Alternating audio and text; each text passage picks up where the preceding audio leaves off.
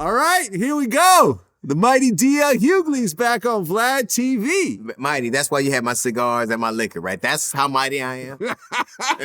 I'm so mighty. You go, well, you didn't tell me you were coming. That's how mighty Next time there'll be cigars and liquor. People accuse me of like somehow affecting interviews with liquor. I never actually bring liquor to anybody. You know, I'm openly telling you. You're actually requesting it. And my request was met with deaf ears. But yes, I do request Okay, but next time I will have the liquor that you requested. Yes. Well, right now we have to talk about what's happening in the Tory Lanez and Megan Thee Stallion trial. It's still in the middle of it. By the time this comes out, there might be a jury verdict. We don't know. But from my point of view, it's a train wreck. Right. It is. Yeah. Well, you know, I don't think that girl shot herself. Right. So somebody did it. Mm-hmm. But I think ultimately it's not what I think you did, it's what I can prove. Yes. And I think that's one of the reasons that people spend so much money on counsel. It's not shocking to me that somebody says one thing to, you know, one group of people and another thing to the other, but it doesn't make for a good through line for a prosecution. I think it's sad to me that that little girl got shot and that now all of a sudden she is the butt of everybody's recrimination. She's the one who did something wrong, and I don't understand that. Yeah, I mean, I did a poll just to sort of get the temperature of my audience, and I said, well, number one, I prefaced it with, you know, the doctor actually took the stand and said that there actually are bullet fragments in her feet. Where did they come from? Well, you know, because there was talk, oh, maybe it was broken glass, she didn't really get shot and so forth, but it was 100% confirmed by the doctor, no one really tried to fight it, that there's actual bullet fragments that were in her feet taken out, and there's some bullet fragments that are still in her feet. He showed pictures, showed it was metal, and so forth. So it's established that she got shot. So I did a poll and said, okay, knowing that she got shot, who shot her? Tory Lanez, Kelsey, the driver, or she shot herself? 45% of my audience, and we're talking about thousands of votes, said that Kelsey shot her. 29% said that Tory did it. 22% said that she shot herself. And 3% said the driver did What that says is that you can practically say anything bad about a woman and people will believe you. The fact that there's only a 7% difference between Tory Lanez shooting her and her shooting herself, which is, how would you do it? You'd have to somehow shoot at the ground. It says a lot. It says a lot about what we're willing to believe. Yeah. It does, and it's sad to me. It says a lot about who we believe and why we believe them. We will believe people because we like them. Yeah. If you make good music, you can do pretty much anything. We'll let you drug broads. We'll let you sleep in the bed with kids. We'll let you have sex with teens. Because if you make dope music, that's what happens. And ultimately, it says a lot about what we value. And I think, but it also says a lot about who you hang around with. Like the people got to be solid. Now, you said, the girl said one thing when she is being questioned by the police and another thing on stand. Yeah. The bodyguard's disappearing. Mm-hmm. The entire premise of a trial is to create reasonable doubt. Yeah. Which, that's just not a Jay-Z album. That's what's going on right now. I mean, it's pretty bad, but I think it says a lot about how we're willing to just take the word of somebody who we think is talented musically. Well, yeah, I think Kelsey by herself introduces a lot of reasonable doubt. Her getting up there and changing her whole story and saying she doesn't remember this, and then they played her whole testimony. It's totally different from what she said on the stand. That right there. He first off, Tory's not going to take the stand. He's not. And they don't have to prove who did it. They just have to say, we have reasonable doubt that my client did it. Yeah. And I really think it says a lot about who we value and why we value them. You can't tell me to protect Black women, and then we're in an instance when it's so prevalent that it's the optimum opportunity for us to do it. We don't. I mean, if you were to guess right now, if you were to place a bet on guilty or not guilty for Tory Lanez right now at this moment. If I were to place a bet, this is Tuesday, December 20th. I'm a cynical human being. Mm-hmm. And I think I can always count on cynicism carrying the day. So I would think it would be a hung jury. A hung jury, mistrial, So then that means that they would have I to. don't know that they're gonna keep. Listen. This is LA where a lot of niggas get killed and shot, and so I don't know how much. Energy is gonna be put into a retrial. A retrial, yeah. I think that it's one of those things where we tried and this is what happens. But I do say it. I say this again. It says it speaks to who we value, and why we value them. And I'm very sad that this. I know she's a young woman. She didn't shoot herself. Somebody did it. Mm-hmm. And it's a shame that she was guilty. She was guilty before we ever heard anything else. And it wouldn't even matter. It wouldn't even matter. Yeah. We're just always willing to believe the worst about people that when they're in a conflict with people that we like. Well, I'll say it like this, and I understand that when it comes to trials, your lawyers are there to protect you, and they're there to create reasonable doubt. They're not there to prove your innocence. But if I was a 30-year-old multimillionaire and I was facing 23 years for a crime that some girl I just met committed, right? I'd be on that motherfucking stand pointing my finger like, nah, she did it. She shot Megan. Her. I saw her do it. She grabbed the gun. She shot. I saw the bullet fly out. How many guilty motherfuckers would say the same thing? How many guilty people would say exactly the same thing? And in general, I think that the way that the process of juries are flawed. What we should know is the information. We should know this happened when. We should know if they're a man or a woman. We should know what color they are, what age they are, because we are all subject to our own biases and inclinations. If we want to have fairness, we should just have the set of circumstances, the time, date, but once you start allowing humanity, our own biases, our own ideas, our own likes and dislikes to cloud the picture, mm-hmm. we're going to get results like this. And people, when they want to do juries, this is what they look for. They look for people who are inclined to have a certain disposition. Yeah. So, yes, I would do the same thing. You said, I would say I didn't do it. I would do it even if I did do it. But I mean, people are I'd be more convincing if I did do it. I'd be actually more convincing. I mean, look, people are saying that, oh, well, Tory doesn't want to go out like a snitch. His music career would be over. Well, fuck, he gonna get out at 53 years old over something he didn't do. You talking about a music career would be over? Yo, like, to me, it doesn't make a lot of sense. And I understand that the legal system is set up a certain type of way. I'm just saying that if I did not do it and I saw who did it, I would get on that stand and tell my story. Cross-examination, go ahead, cross-examine me. My story's not changing. I saw what I saw and I'll keep repeating it, right? Until the jury believes me. But most people in general, even if they see a thing, change small details. Yeah. Even if you see it, even if you believe it. Yeah. Most people are sent to prison or who go to jail with, the physical identification, a witness identification. Mm-hmm.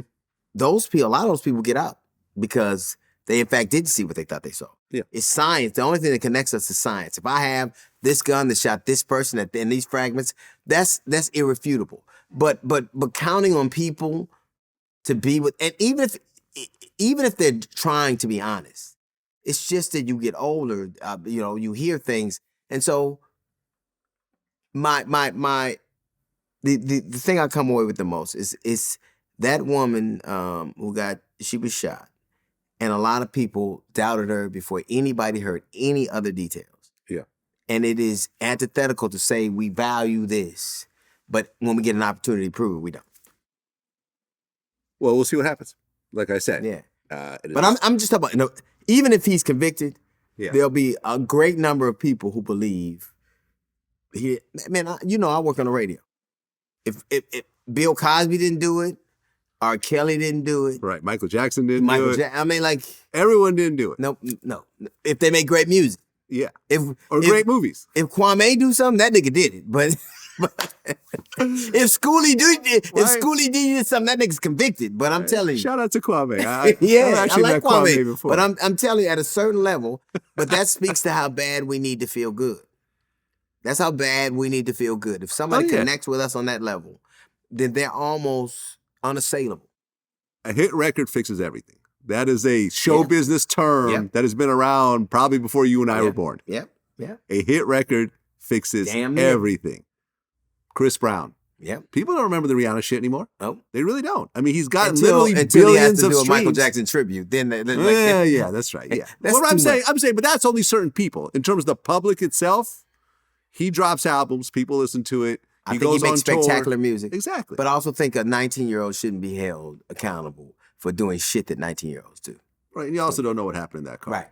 Right. We also don't, you know, because abuse doesn't just happen from men. It happens from women as well. I think this. I think that two young people being volatile is almost as predictable as the sun coming out. Right. And I have met Rihanna before. I've interviewed her before. She's about my height. This is not a dainty little 5-footer. She's like damn near 6 feet. And, you know, she's big. You know, she's big boned. So a fist fight between her and Chris Brown might not go the way that people expect it to go. I'll say this. When we like someone, we're inclined to make whatever narrative works to reaffirm our fondness for them. Mm-hmm. And it's almost like we are immune to whatever else. And it just makes me sad that people who bear the brunt of that are oftentimes the very human beings we say we're here to protect. There you have it. This is something you actually post on your Instagram page. The Shannon Sharpe and Skip Bayless. Yeah. Back and forth. Yeah. Take my glasses off right now. Skip Bayless talked to Shannon Sharpe. Yes. Like Sharon Osbourne talked to Cheryl Underwood. He sunned him. And it's because I'm a white man. You work. It was everything that you hate about a dynamic that is based on power and privilege was manifest in that conversation. Okay, so let's talk about that conversation for a second. So they're talking about Tom Brady. Right. And Shannon Sharpe had some... Shannon Sharpe... had some criticisms of Tom Brady this season. Brady, right now. Listen, if Tom Brady was playing great, we wouldn't have seen him have 3 tantrums in the last 6 weeks. When he said, I lost my family, then lose to Kenny fucking Pinkney, and just this week, they should have won that game and they didn't. Mm-hmm. Now, I'm not saying the onus is on him, but clearly Tom Brady that we see now is not the one who lives in folklore. That's okay. Yeah. I mean, he's getting older. But to pretend like this white man is unassailable is disingenuous. So they're going back and forth over this. And then Skip Bayless brought up that Tom Brady's a greater football player than Shannon Sharpe will ever be. Well, or ever was. Tom Brady became a great football player throwing it to men like Shannon Sharpe. Right. I will say Shannon Sharpe is and he pointed out he's a Hall of Famer. Not only just a Hall of Famer, he's one of the greatest people that ever played his position. And when you make the comparison, well, Tom Brady played this many years and you played this many. Tom Brady's a quarterback. He doesn't ever get hit in practice. Well, let's just take it one step further. I don't have to rap to talk about rappers. I don't have to play basketball to talk about basketball players. I don't have to be in politics to talk about politicians. My background in that field should not affect the validity of my opinion. Yeah, except that when your opinion, I'm never going to argue with it. It wasn't even whether he disagreed with Shannon or not. You shit on his career. So what that you won 3 Super Bowls? So what you're in the Hall of Fame? Yeah. Do you know some of the greatest players that ever played never did that? And Shannon did it for 2 teams. Mm-hmm. One was a great quarterback in John Elway, who's my favorite quarterback ever. And the other one was one who's certainly in the Hall of Fame. He won. He excelled. He came up an HBCU and excelled. And for you to shit on him because it didn't service your argument is something white men do. They go, you know what? This boy is out of line and I'm going to put him in check. Well, Jalen Rose got into a similar argument with Skip Bayless back in the day, and he pointed out that Skip never really played anything. Did he play college basketball, high school basketball? But what he is a dude who can give you his opinion. Yes. And you know what? We'll pay more for opinions than expertise. Well, his job is to give opinions. Yeah, but that isn't even a real job. Well, That's the it's what we feel comfortable. Listen, you can say what we do is not real jobs no, either. But then again, I'm not arguing. We are in the same paradigm. Mm-hmm. I go to a restaurant. I tell you this food is shitty. I might like this food. I'm a music critic. I tell you this shit ain't good because if something's good to me, it's good. Mm-hmm. But we pay these people these exorbitant fees, and we pit them against people who actually are experts in that dynamic. He doesn't know what format. He's never done the things he said. And Skip's views are generally biased. It's generally going to be Tom Brady and the Cowboys. But I mean, you have to admit, Skip Bayless knows what he's talking about. He is an expert. Skip Bayless is sports. an expert in his opinion. Yes, but he also knows sports inside and out. He's an expert in his purview of an opinion. Okay. As you are an expert in your opinion, correct, and I'm an expert in mine. Right. Now, in terms of the X's and O's and the physical execution and what it takes to do these things, out of those two men, only one person has actually had a level of proficiency that did it. Right. And even if we're arguing about that, you don't certainly have enough knowledge to shit all over this man's career. Yeah, no, I thought that was below the belt. At the end of the day, I mean, look at coaches. How many coaches played professional sports? Some did, some didn't. There's some all-time great coaches that have never played professionally. Most coaches have had some level of experience playing. Most. I'm not saying all. How many football coaches played professional football? I would bet you in the upper percentile. I would say over 50. Okay, so you would say at least a third of them never played at all. I would say probably 25%. 25% never played on a high level. Sure. And yet they went on to win Super Bowls and the such. I don't know how many of them have actually gone on to win Super Bowl. Like, I don't know how many. I know that some of them have coached, but I don't know how many of them who never played went on to win Super Bowl. And I'm not going to pretend like I do. I will say this, that we can all have our opinion. But the fact that he shit on a man who actually had done it and maligned his opinion because it didn't comport with what he was saying is a bridge too far for me. And if you really have the respect for Shannon Sharpe that you pretend to have, the manly thing to do is to say, I apologize that it got that heated, that you shit all over me, that you said, take your glass. Then this motherfucker, when he went, put your glasses back on. Who the fuck are you to tell me to put my glasses on? And then he said, I'm going to come at you. I'm going to have at you. Man to man in the real world, outside of that studio, that pale-ass white dude would have never talked to that dude like that. He'd have never done it. Okay. Who would you consider the greatest football coach of all time? Bill Belichick. There you go. Right. But he's not Before Belichick began his coaching career, he was a multi-sport athlete at Wesleyan University. He played center and tight end for the football team. He was also captain of the lacrosse team during his senior year and also played squash. Okay. That is his sports career. Okay, let me ask you something. It stopped at the university level. Let me ask you something. Has Skip ever been on the football field? Probably not. Okay, so we're not. I'm just saying that someone could not play a sport and you got one guy who wants, you got knowing the sport. I'm not. One guy won championships, right? Mm-hmm. And I guarantee you that okay, maybe he's. But to say that that's the experience of most people nowadays. Most players ain't gonna listen to you unless you've had some level of experience with them. It's harder to get somebody to feel like you understand them if you haven't had those kind of experiences. Well, I just feel that there's different skill sets. You know what I'm saying? Like coaching is a different skill set than playing. Right. You could be an incredible player and a horrible coach. Exactly. And you could be Michael Jordan is a great player and a shitty GM. There you go. But there you go. Skip Bayless is none of them. He's a dude who's observed great men do great shit. Yeah. Now, I don't know how great you have to be to tell people they aren't great. I mean, I don't know how that's a skill set. I mean, Stephen A. Smith does it. And has he played any sport? And I'll say the same thing. It crosses the line to me when you shit on somebody else's career in the service of an argument you're having. Well, like I said, I thought that it was below the belt. At the end of the day, me and you could be having an argument about a comedian, and I'll never say, well, he's a better comedian than you ever will be. Right. I just wouldn't say that. Right. It just wouldn't even be my thought pattern. It meant that this dude went, oh, you shouldn't be talking about the unassailable, the holy grail, Tom Brady. Tom Brady is by all, even his standards, not having the type of season that he would want to have right now. Mm. How dare Shannon notice it? How dare you notice it? This motherfucker crossed the line by having eyes. You got mad at him for being able to see shit. That's crazy. Well, the Young Thug YSL RICO case is still underway, and everyone got surprised recently when Gunna took a plea deal. Come on now.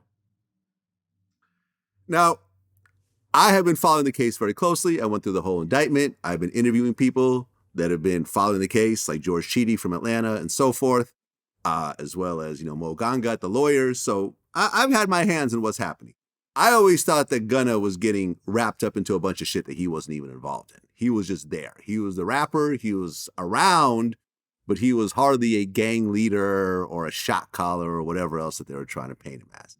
So he recently pled guilty, took a guilty plea for a RICO felony. And we put it out there. What's actually interesting was I gave my opinion about it on Twitter. And, sometimes my opinion starts to go viral, get picked up by a lot of places. Why do you think I only do one interview with you a year?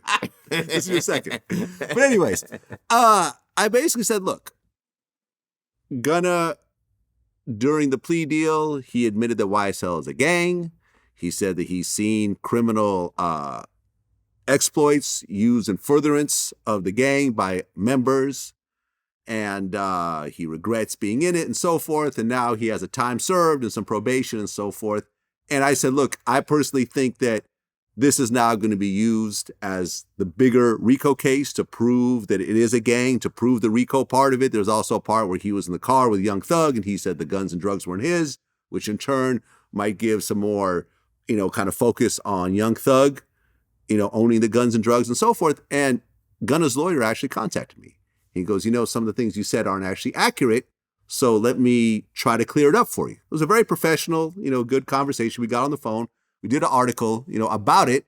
And basically what the lawyer is saying is that what Gunna admitted to cannot be used against other people in the case. That's probably not true. This is what he said. Obviously, he's trying to protect his client. Of course he is. Yeah. The government ain't gonna give nobody nothing for nothing. Listen, if your name is Young Thug and Gunna, you probably gonna get indicted. Snitches don't get stitches, they get immunity from prosecution. Now let me honestly, have you ever heard of somebody plead guilty to a felony and all they get is time served? Ever, in any instance. Ever.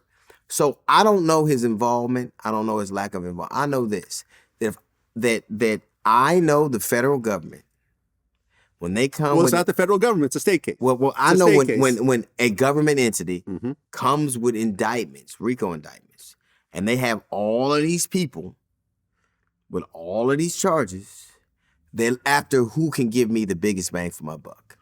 Right. And Young Thug's lawyer spoke about this. He basically said that the government is trying to get everyone to turn on Young Thug. And that's who really it looks like they're pretty successful. Yeah. The snitches, I'm telling you, snitches don't they get immunity. Snitches are often home by Christmas. You home early. Ho, nigga. I'm home. And guess what? Because they're inclined. First off, they cast this wide net, and they only want a few things. Right. 28 people got indicted.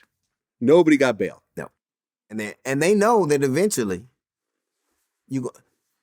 Listen, I ain't never had the copper pleader, but I know it's you don't tell down, you tell up. Right. You don't tell on people below you.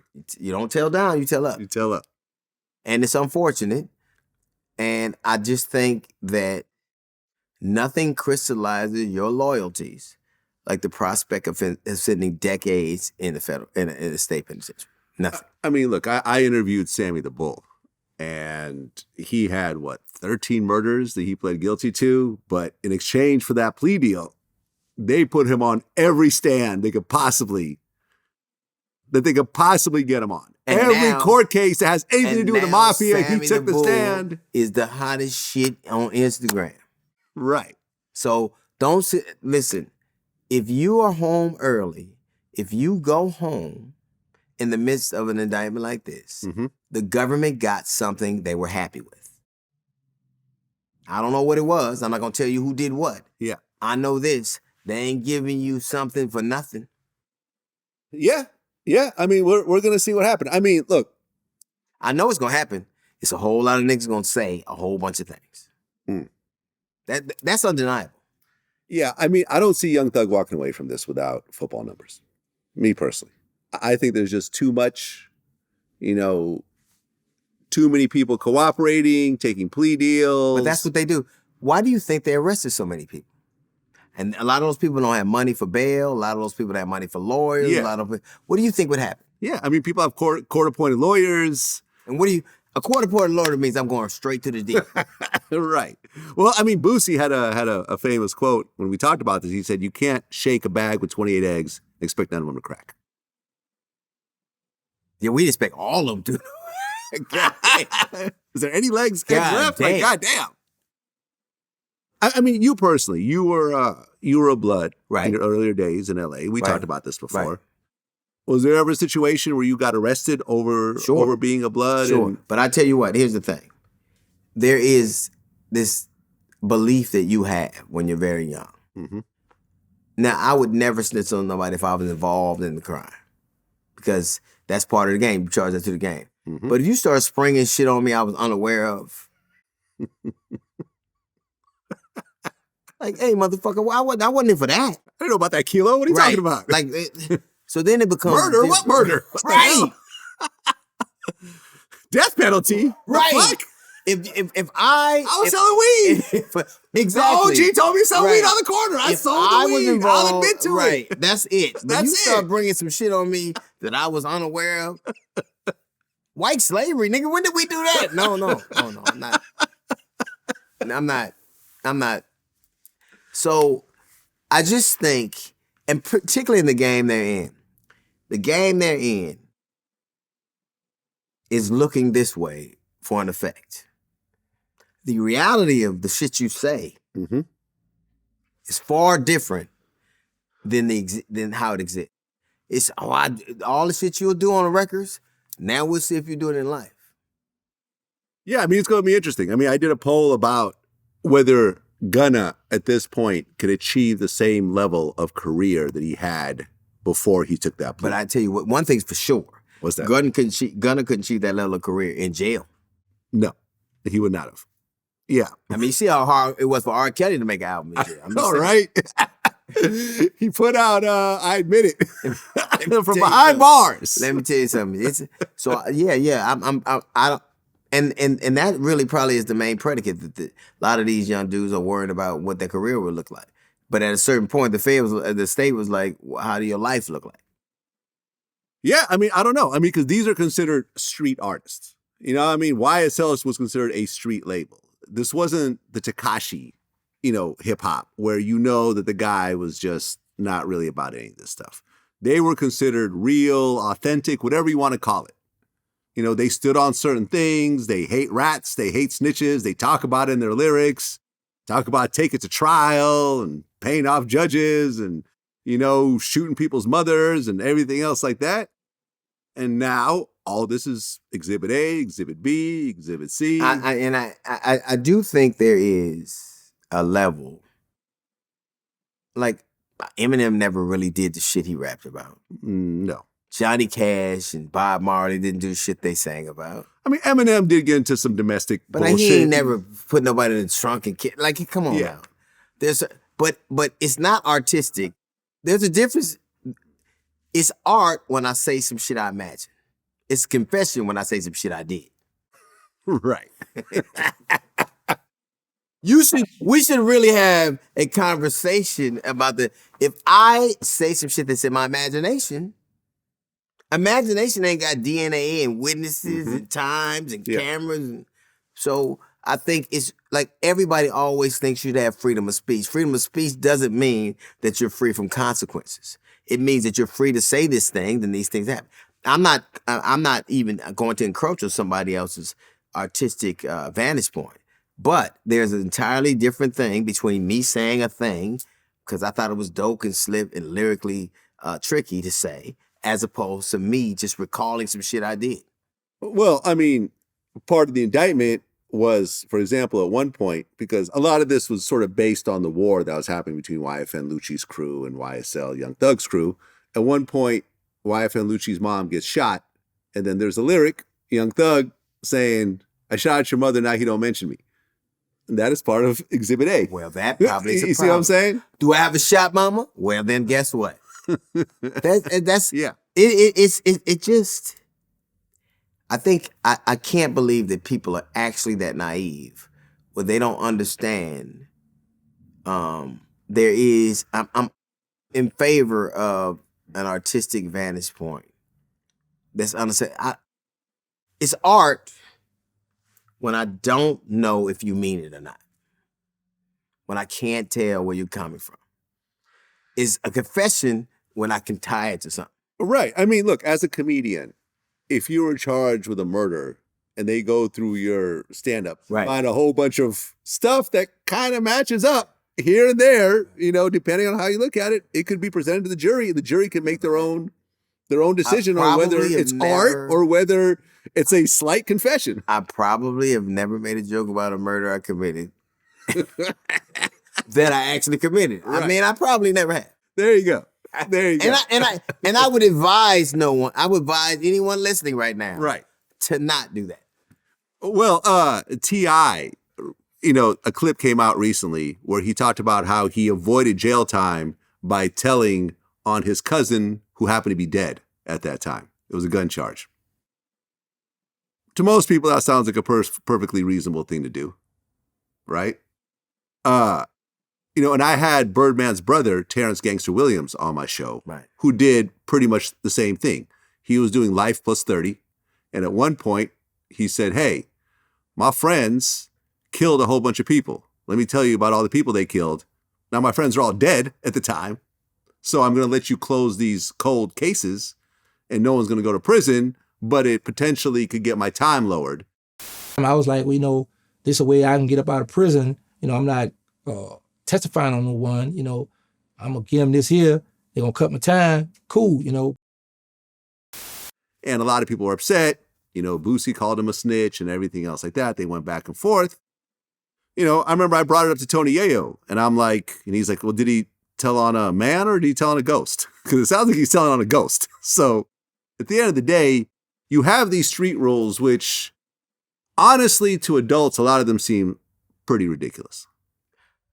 I think in that case, the old expression is dead men tell no tales, right? Mm-hmm. And they also catch no cases. Right. Dead men catch no cases. That's the new term. Dead men catch no cases. I don't even understand how it's a real thing. What?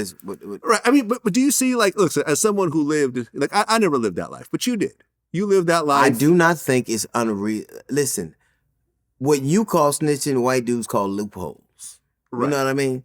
It's not technically, I'm not really affecting anybody. I'm not it can't impact somebody's life. Yeah. But I'm availing myself to a lever of the law that is prudent for me to do. It's wise. So I don't. Yeah. I mean, look at any white collar crime. Look at any Wall Street crime. I mean, I interviewed Jordan Belfort, the Wolf of Wall Street. Yeah. Everyone tells on each other. When the feds come in, everyone instantly cooperates. They always tell up. They always tell up. Here's what I tell these young dudes. Whatever you do, if shit go left, have somebody to tell up on. Don't be the top guy. Let me tell you. If you got to have somebody to do, that nigga did it. You got to You got to look up. I mean, but look, but just you and I are older now. And, you live that life. I've been around people that have lived that life and done interviews and so forth. As an adult, I mean, yeah, as a young man, you want to live by these rules and feel like, you're going to be put on a pedestal and worshipped in your neighborhood and so forth. But when you look at, all the people I've interviewed, 20 years here, 30 years here and so forth, they come out. What prize do they get when they get out? And the prize is life has passed them by. Yep. And their exploits are forgotten. Yeah. Unless you do a VladTV interview. No one ever knows. This is a sobering thought. There are children that never saw Jordan play. So they think John Moran is you know what I mean? Yeah. So imagine you did some slick shit in your neighborhood. It is, people would rather be infamous. Fame is a level of infamy is fame. And when you have a very narrow prism to draw from, that matters to you. But when you get older, it's so much more to the things in life I thought they were. It's so much more. To be able to see things in the world. I was just telling you I was in Abu Dhabi and I was in Dubai.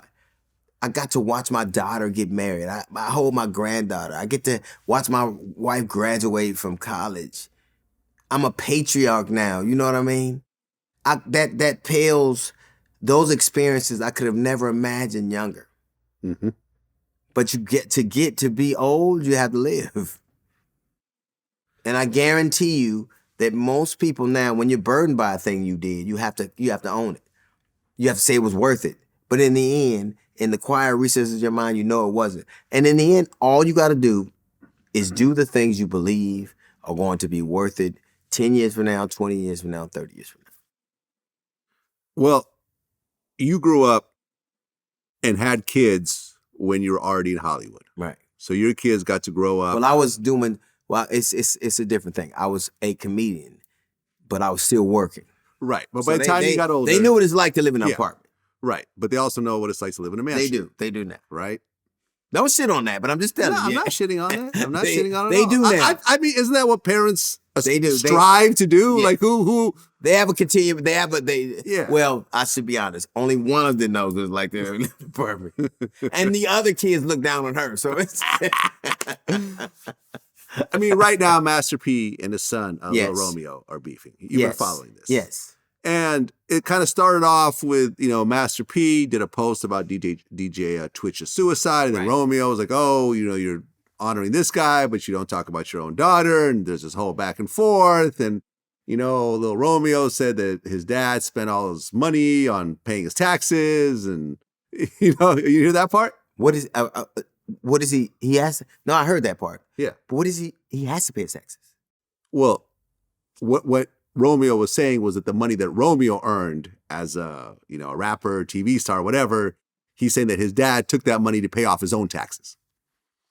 That's what he was saying. I don't know if it's true. I don't know if it's true. I'll say this. I remember Romeo was on the show and on my show, and Master P was there, and I've interviewed Master P like you a number of times. Mm-hmm.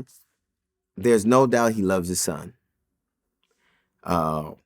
There's no doubt that he has a love of community that seems transparent and real. And the other thing is that no doubt that Romeo feels injured some way. Mm-hmm. Then why was it on social media? Yeah. Why would a son tell on his dad? Like, the purpose wasn't to have some kind of reconciliation. It was to turn the public against his father in some way. Right. He was telling on his father. So what was the net gain from that? I think that social media has become this cudgel we use. I wouldn't quite call it blackmail, but it's akin to it, where I'm going to make you look this way for this effect because of this grievance. Yeah. And that isn't about family. That's extortion. Now, I'm not saying he was extorting him. I just can't understand what the purpose of telling the blogosphere, the social media realm, on your daddy for a grievance that you had with him. Well, Master P responded, and he said, that Romeo's 33 years old. He is. At this point. And although he may not have been the world's best father, he got his kids out the ghetto, and he raised them in a nice environment and gave them opportunities. You can't say that Master P did not give Romeo a lot of opportunities. He lives around the corner from me. There you go. Now, Romeo lives around the corner from you. Here's the thing. I remember, and I won't say which one. One of my children was arguing with me and said, all you ever did was pay for my college. And I'm like, if that's all I ever did, then that would be a lot. But I think children of privilege, I forgot who it was, but they thought, I'm only getting $7,500 a month in support. One of these kids. Was it a 50 Cent son? I'm like, hey, man, what the fuck are you talking? It's this sense of entitlement. Yeah. that blinds you to reality. And it's because you know from, you've been to your daddy's house, you've seen the way he lives. There's no guarantee you're going to live that way. Yeah, no, I saw an interview with Shaq, and Shaq was like, he's talking about how he sat down with his kids and said, hey, we're not rich. I'm rich. We're not rich. You want to invest money in you, it has to compete with my other investments, or else I ain't doing that shit. Right. I'm rich. Right. You're not rich. And I think that there's this sense, I saw the best thing in the world. Raise your children and spoil if you raise your children, you can spoil your grandchildren. But if you spoil your children, you're going to have to raise your grandchildren. Yeah. I think that because we had so little, this approximate love stuff. Like for me, even personally, I can't even, look, I was gone all the time. When I came back, I did things because I wanted them to know how much I love it. Fortunately, we've been fortunate enough to cultivate a relationship that is based on need and respect. Like, so, but what hurt me the most about, we were just talking about this, Little Romeo. Little Romeo is a good man. His father's a good man. Mm-hmm. And I think generally when you have two people that have good motives, then some kind of way the communication was off. I think that he dealt with a death in his family. I think that that's very traumatic. I think that there were so many things going on. What I don't understand is involving other people in that dynamic in a way that you thought would be fruitful. Well, I just think that a 33-year-old man really can't blame his father for the position that he's in. They do so often. At this moment. They do so. As my 34-year-old son lives with me, so I can't really. Well, but your son has Asperger's. But even if that's a whole different situation. That's a different situation. You can't compare the two. I'm going to do for my children. Now, I said this earlier. There is no sense of obligation. There is a sense of mutual respect. Mm-hmm. You got to, at a certain point, after I've done what was legally required of me, everything we do is based on respect and love. And I just think I don't understand what the end game was when you shit all over your father, hoping that it would what? And I remember Brian McKnight's, like I've seen this happen over and over again where they use this thing to tell you, tell the world on their father or the world on their mother.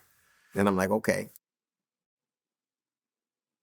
Did you see that one video where that one biracial girl at her father's funeral, like just got up and just shit all over her dead father? And I'm like, I was watching going like, come on. He's like, oh, he provided financially, but he's like, he supports Trump and, he doesn't believe in, but he's dead now. Transgender people. And it's like, he's dead. He's running. He's dead. Everything trust me, the minute he died, he was answered for everything he did. Or not. Yeah. I mean, the only adult child I could see shit on their father was Herschel Walker's son. That's the only one. And that's because... You try to kill him? You can't try to shoot my mama and then be a senator. You can't shoot my mama, talk about how, absentee parents, and you're absent, before abortion, but sponsor so many of them. Right. It's just like, at a certain point, it was incumbent on him to let the world know who he was so they can make an informed decision. Yeah. But that was it. That wasn't even shitting on somebody. That's just, you got to know who my daddy is. Right. Like, to me, ordinarily, I would be proud. I should be proud I would have been proud that two black men were running for the Senate in the state of Georgia, whether I agree with them politically or not. It is something that's never happened. Even in Reconstruction, it didn't happen. But the fact that you've done all these things, I got a simple rule. I can't vote for you unless you can beat me in the spelling bee. Like, if you can't beat me in the spelling bee, you can't.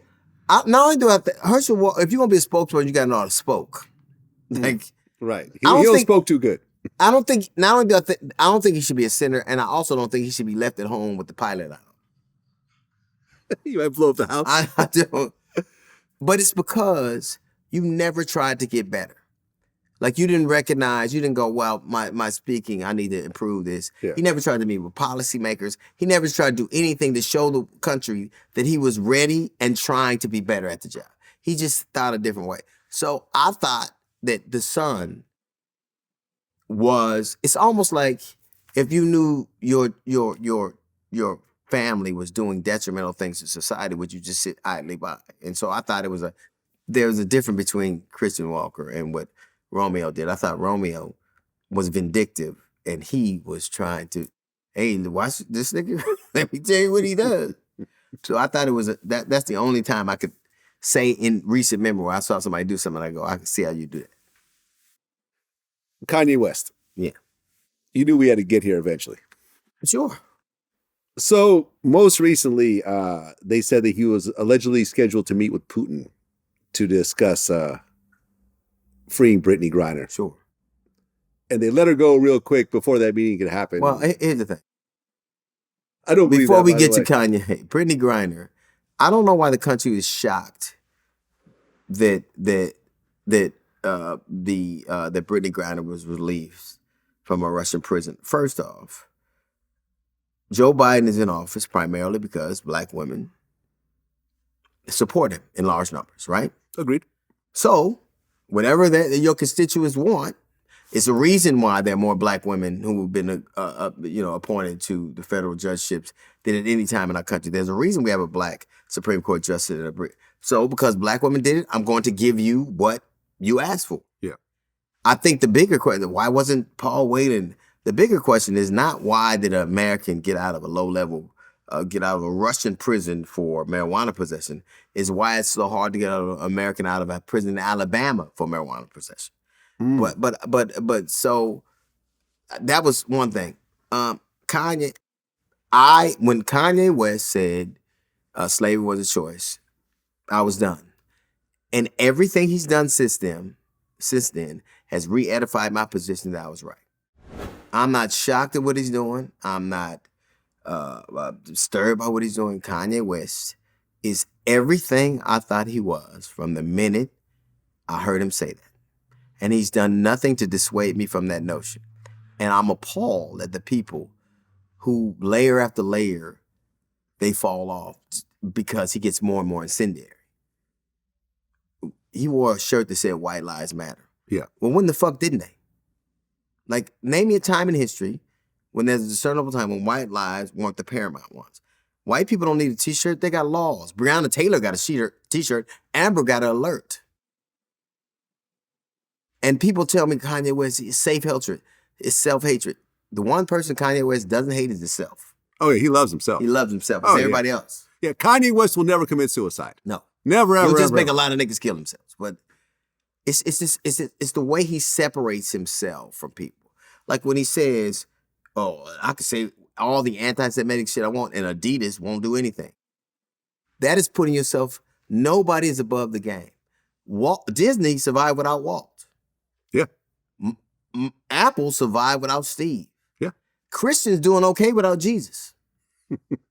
If Christians can survive without Jesus, Adidas will be all right without Jesus. But when you separate yourself, stop telling me it's mental illness. You would never allow the shit that Delonte West, he couldn't say the shit Kanye West does. When you tell me the shit that you tell me, don't tell me, oh, he's just a free spirit. You said that George Floyd didn't die by a policeman's knee on his neck. Yeah, said it was fentanyl. And then later on you say that the Holocaust didn't happen. Mm-hmm. Now, here's the thing. I am willing to buy the notion, and it's irrefutable, that Hitler hated black people pretty much as white people in America hated black people. Pretty much. There's no, Nazis learned a lot of their tactics from us, from America. Oh yeah, no, Hitler actually based a lot of his tactics from what was happening in America at the time. Right. Yeah. So we can't pretend like, when even the black men who fought Hitler were sent to fight a horrible white man by other horrible white men. That isn't the argument. To say that these things didn't happen and to parrot the ideas of white supremacists is and to have, more than anything else, to have other people who go, oh yeah. He's saying horrible things, and there are things that you would know weren't true if you read. but you don't read. You just spout these shits off. He's a person. And all of these people who support him, no matter what he does, it's three people like you can't convince. A Trump supporter, a Dallas Cowboy fan, and a Kanye fan. You can't convince these motherfuckers. So You got to put the Dallas Cowboys in the middle there. he can't, like, so he's everything I thought he would be. And I blame the people. To my way of thinking, if Kanye West, when he said what he said about black people, repudiated them, he doesn't escalate. He got away with this, so it keeps. To me, I was done with him then, and I think the one thing that delineates your what he said later on to there were black people who stood by him. Oh, he doesn't mean it. When he said what he said about another community, nobody stood by him. They were like, "Hey, that's too far." Well, I mean, what's interesting, because you talk about Kanye probably doesn't read. Well, he said he doesn't read. He said books are like Brussels sprouts. I don't read. Then if you don't read, how the fuck do you profess the love of Christ? And the only way we get to know Christ is by reading about him. Right. Or how do you open a school when you don't read? Exactly. Right. But if you actually were to read about what Hitler thought of black people, you would find out that as Nazi Germany began to form, Hitler himself actually forced sterilization of all the mixed race people in Germany. Forcibly, usually without sterilization. Do you know who has mixed kids? You know what else? Kanye, no, let me just finish this. Kanye West has mixed children. So this guy that he loves so much, Hitler, if him and his family were living in Germany at the time, his children would be forcibly sterilized so they could muddle the race. Hitler's words. Here's what's interesting to me. That at the same time Hitler was doing what he was doing there, North Carolina was it was called eugenics. Yeah. They were doing it in North Carolina, they were doing it in California. So really there is no, where I draw the line is, Hitler was a horrible man who did horrible things, and we can't pretend like that didn't happen. Yeah. For Kanye to have a professed love of Hitler, when Hitler's only thing was a pure Aryan race, and anything that wasn't purely Aryan was not only he equated them with being evil. So I don't know what Kanye thinks Hitler would think of a man of African descent who had 4 children with a European woman. I don't know if people know this, but Armenia is in Europe, politically, culturally, historically. Yeah, of course. It's in the Caucasus Mountains. Guess who's named after the Caucasians are named after the Caucasus? You can't get more white than being in the Caucasus Mountains. Right. But the fact that he believes that he's just markedly different from those group of people. Yeah. Is crazy to me. And the one thing I will say is Nazi Germany seeks to assign the committers of their atrocities to the waste bin of history. You can't display, the only place a swastika can be displayed in a museum. In Germany. In Germany. Right. You can't, if you are a Holocaust denier, it could be 3 years. Here, that's protected. Right. Our tormentors, our people who have committed these atrocities are on our money and our schools. So, but there's no, I think to say, the same people that say the Holocaust didn't happen are the same people who say slavery wasn't that bad. They're the same people who say this man died from fentanyl. The one thing that I will say, I've never seen a black man so proudly parrot the notions of men who hate him equally as much as everything he derides. They hate him equally as much. When Kanye went on Alec McGuinness's show, the founder of the Proud Boys, he told Jewish people to get over the Holocaust. They need to get over the Holocaust, forgive Hitler, just get over it. And that actually reminded me of a video that you posted recently during one of our interviews about how people want, white people want black people to get over slavery, but they want to keep all the monuments. Yeah. You actually compared it to an abusive relationship of keeping all the bandages and police reports. How the fuck can you say get over slavery, but you want to keep the monuments of it? You want me to get over slavery, you just want to remind me of it. Get over slavery, but I want to keep the statues. That's like if I'm in a relationship with a woman and I've been abusive, and we say we're going to work it out, but I keep all the things that remind her of how abusive I was. I keep the bandages, I keep the police report. I keep a photo album. Look, remember when I used to do, how the fuck can we move on?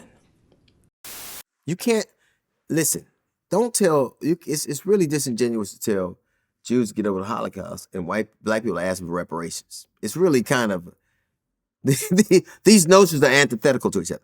Yeah. So get over this thing. While a great deal of people, including in Illinois where it's from, in Illinois where it's from, I forgot what town it is, there are people that are getting reparations right now. In California, they're proposing the idea of people getting reparations. Yeah, 223,000 is the proposal right now, yeah. So at the same time, you're telling people to get over this abomination. There are people who look like you who are saying we should be repatriated for everything that happened to us too. Yeah, Which I agree. I think I agree with reparations. Absolutely. Yeah. Listen, I can hold these ideas in my head. Hitler was a horrible human being who did committed horrible atrocities. There are people here who did exactly with semantic numbers. Okay, same things. Mm-hmm. Those arguments, but to say that this didn't exist because I dislike these people, and this did those arguments don't make sense to me. I can hold the idea that he was a horrible human being who was abominable, and we have a lot of people who are abominable here who did horrible things. Well, let's go off on a tangent for a second because you mentioned reparations. And I just did an interview with Faison Love where we talked about, the proposed California reparations, which is at $223,000. And Faison's reply was like, fuck that $223,000. That's just going to go back to Cadillac and Mercedes. What we really need is no taxes. When a black person turns 18, they automatically qualify for a house. That type of thing. Fuck that $223,000. You know what it is? Fuck that. That's another trick bag. You know why? Because that money's gonna go right back to Cadillac, right back to motherfucking Benz. Fuck that. You know what it should be? Black people should be tax exempt. Because when you were a slave, you were tax write-off. And people got mad at him saying, oh, well, he was born in Cuba. He's a foreigner. He shouldn't even have an opinion about this, even though Faison's dad is black. Yes, his mom is Cuban. I could tell. I could tell. Here's the thing that I find interesting. Mm-hmm. First, it was just pie in the sky kind of thing, and nobody ever thought it would happen. Mm-hmm. If people, because the argument you get with reparations is that people go, oh, I never did this, and no, I never owned slaves. And there's one thing that's unassailable. If the country gave back the things they stole from black people, if they gave back, for instance, that land in Hermosa Beach or Manhattan Beach that they gave back. Which they just did. If America where the 10 freeway started in California, there's a place called Sugar Hill. It was a predominantly black neighborhood. It was a wealthy black neighborhood. And the 10 freeway goes to black wealthy neighborhoods. So they disenfranchised those people. There's a place, Bob Jones, in Dallas, where they took his land, and now it's some of the wealthiest areas in Dallas, in Oklahoma, in Louisiana. The black people own Central Park. So if you can't argue the reparative, reparations, there is no arguing restorative justice. So you just gave black people the things you took from them. Yeah. Or the fair market value, it would more than pay for what reparations go. And there's no arguing. You stole this from them on this date at this time for this reason. That to me is a more feasible argument that's more unassailable than some people saying there's an argument, well, I didn't own slaves and I don't see why. There is no argument about you taking this land from these people because it was racism, taking this land from these people because it was racism, building parks and bases and bridges and public works on black land because you knew that you could. We can prove those things. And I think that, to me, is unassailable. Yeah, I agree. You can't say they took that land from those people in 1901 because LA City Council said they should and the Klan said they should. They took it. They've done these things.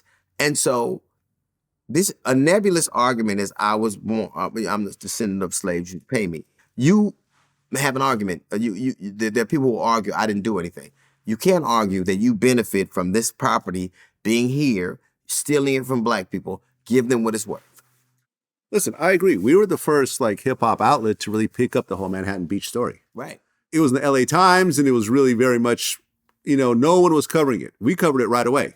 And then other, hip hop outlets started covering and started to build up Right. steam. I'm not going to say it's because of us. It's not. But we were one of the media forces behind this push, which ultimately gave the family of that beach the land. Well, they didn't give them the land back, but they basically agreed to lease it from them and give them a bunch of money to basically compensate for what had happened. If you look, it's not just here. There's a place in Agoura, Westlake Agoura.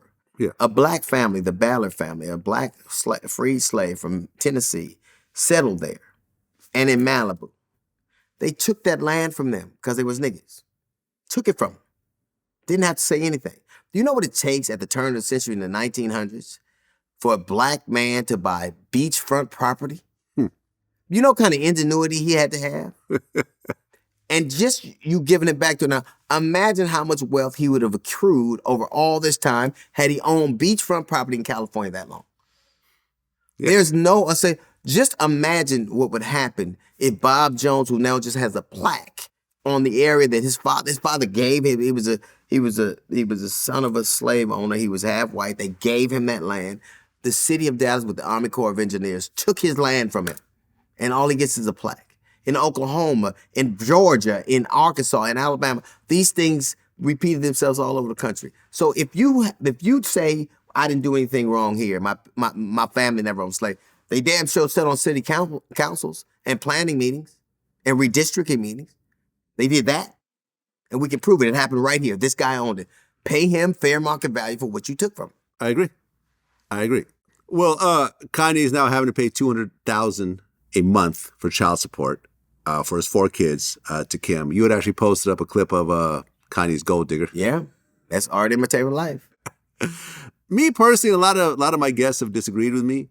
I personally feel that's not a huge amount considering that there's 4 kids and I think his it's a huge overall amount. wealth. And his overall wealth, I think $200,000 a month for Kanye is like $2,000 a month for an average father. That depends on what happens with his financial situation. We don't have any idea what's going We to happen. don't know. Well, okay. I mean, he lost his deals, right? But he still has a huge music catalog that continues. Like I was watching, I forgot what movie I was watching the other day, but it was some big budget movie and they were playing Kanye Stronger. Like, you know what I'm saying? Like he owns a huge music catalog that he produced, wrote on, and so forth. That he will continue to get royalties for. $50,000 a child is exorbitant. I don't give a fuck what you did.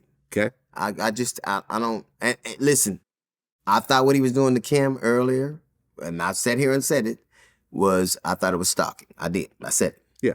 I said it. I have no problem admitting that. I think this is exorbitant. I think it's punitive. But I also, you know how scary you got to be to make a Kardashian date a white man? You know how scary that must be for her? Like, when she go, this dude fucked up a stereotype. Like, once you never go black, you never go back. Unless, Unless it's Kanye. But I think that Following Kanye. it's punitive, but I think that he's done so many things that are in the zeitgeist. This is kind of what happens. I do think it's exorbitant. I think it's punitive. I think $50,000 per child is a shit ton of money, and I don't know what kid, especially when we're not talking about he dated some destitute chick on Section 8. Their mother does pretty well too. Well, right. And that money will probably just go into a trust. I mean, do you really think that Kim is going to spend that money on herself? She doesn't need to. She's worth like $1 billion herself. I think it's punitive. I think that obviously she would have spent it to herself, but I also didn't think they needed the court system to make this man take care of himself. For whatever he is or he isn't, he's a pretty good father.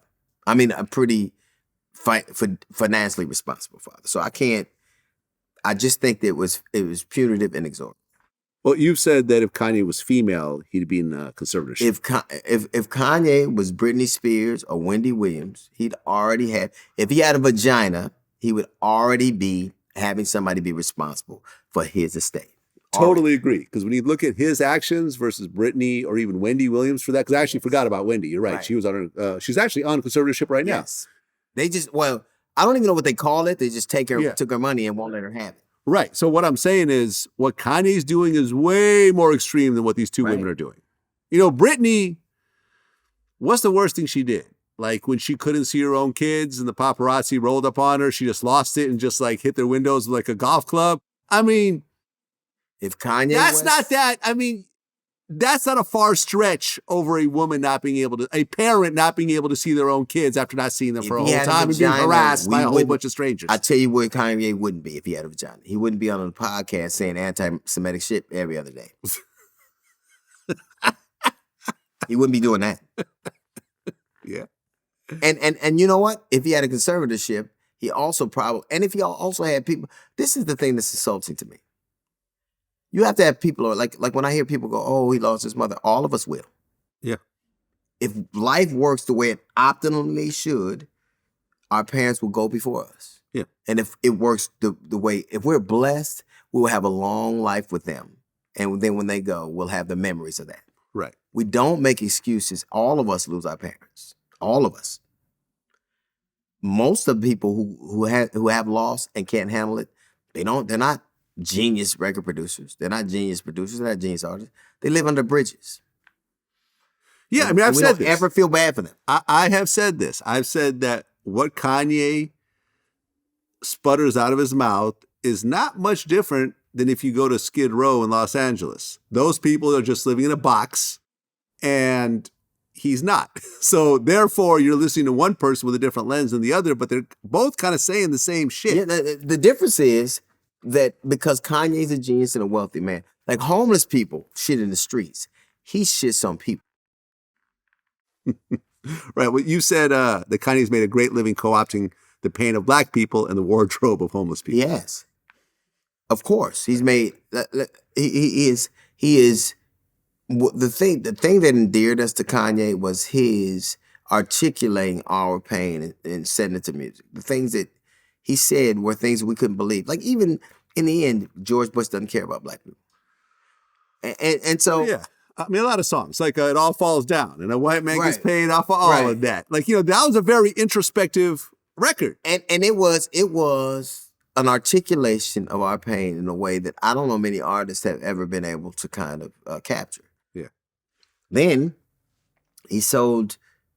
This motherfucker had a fashion show where he put clothes in a garbage bag. I mean, who does that besides homeless people? Well, I mean, you say he's got the wardrobe of homeless people. Do you know what happened to the White Lives Matter t-shirts? He gave them the homeless He people. gave it to homeless people. And let me tell you something. I wish Full you circle. would. Full circle.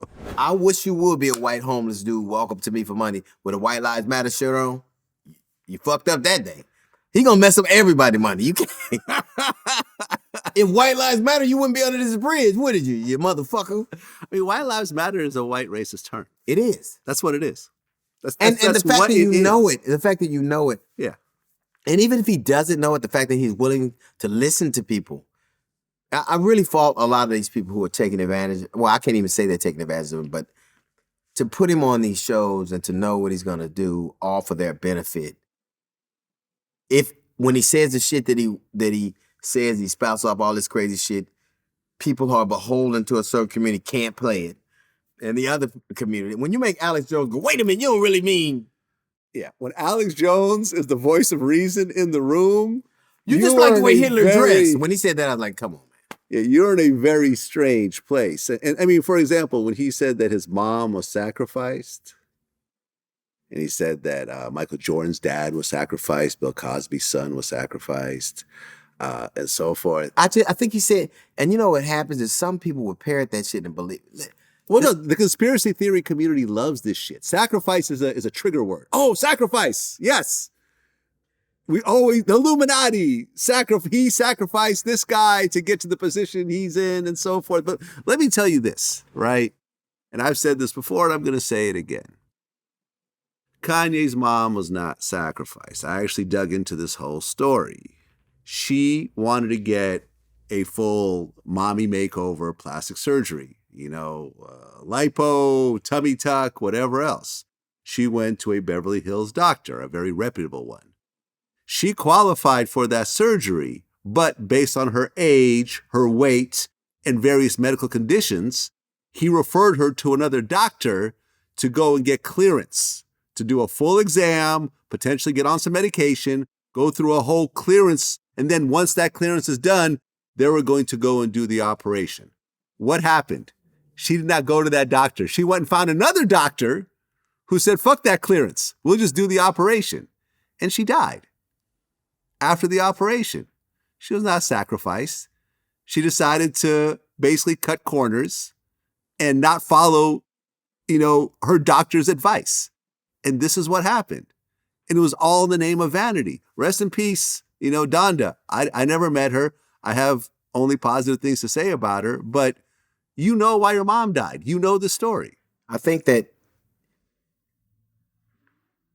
biblically, Lucifer was a cherub. His name means morning star. Yeah. Morning star, right?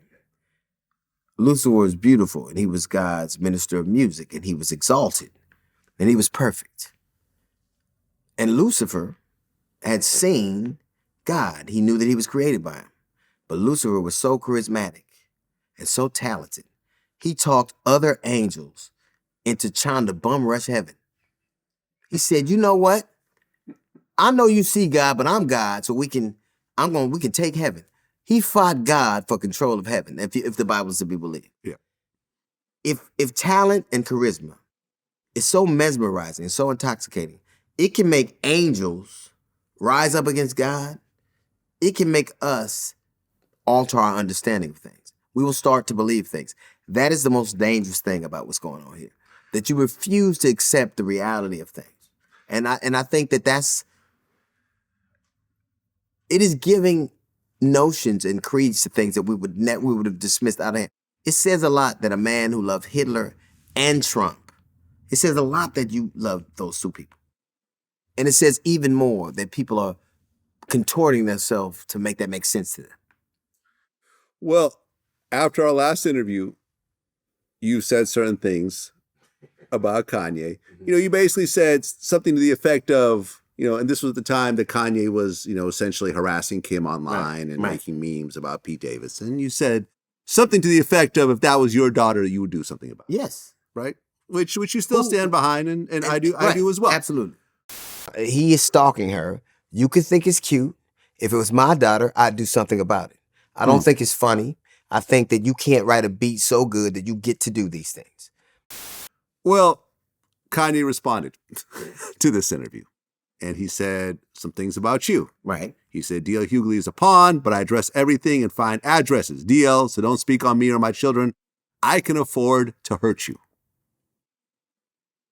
And then there was a whole thing about, he lives in Calabasas. Right. God is good. What was the effect in your family when this came out? Well, my wife refused to stay at home for a couple of days. And to me, like, if you had, it was so funny to me, because if you can afford people to hurt me, can't you afford people to be able to pick up your prescription? I mean, like, literally. Before you drive by Calabasas to kick my ass, have somebody pick your Xanax up. Like, I spoke to him later on that night, too. Oh. I spoke to him. You guys got on the phone? Yeah, we got on the phone. Okay, who put you guys on the phone together? It was a kid. I'm not going to get You're not going to names, say. Okay, whatever. But we actually had a conversation there. How did that go? And he said, you said I was a stalker. And I said, I believe that to be true. Yes. And we had this heated conversation. And he talked about what he would do. And I said, you won't do it. We had this argument. And it ended up with us shouting at each other and just hanging out. Okay, so what did he say that he would get done to you? He said what did he say? Another threat. And I said, basically a reiteration of the same thing. And I said, you won't do it. We were arguing like that. And then it all started because I said, you gave my address out. Well, you said I was, I'm trying to get my family back. You don't know what they doing.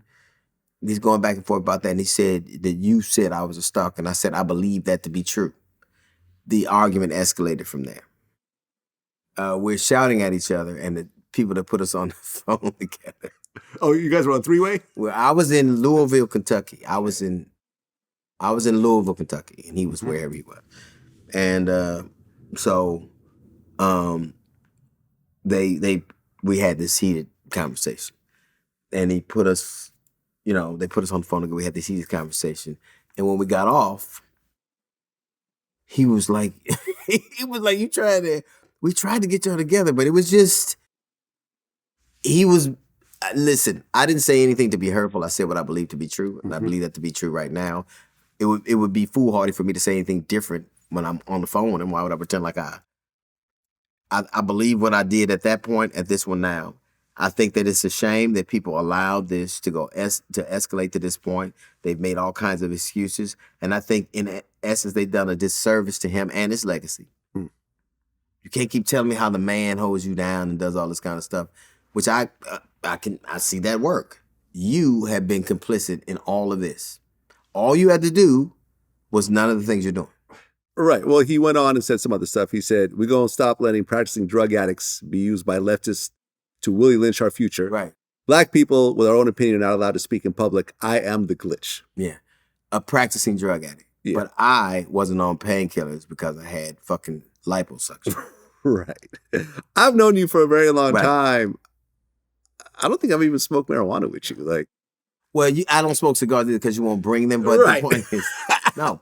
I don't But- know of but- any but I- drugs. Let me just put it out there. Okay, granted, I'm not around D all the time. Right. I've never cocaine, no pills, Nope. no Molly, Nope. no fentanyl, Now, weed, no. weed and liquor. Okay, yeah, But- and we haven't even smoked weed together. I mean, I've seen you. I've drank with you before. Yeah. I've smoked cigars with you, but I've never heard about the drug stuff at all. And I certainly didn't pass out from drugs. Right, So right. I mean, was there a thought of like, I could sue this guy for defamation because this is really no. You weren't thinking about that.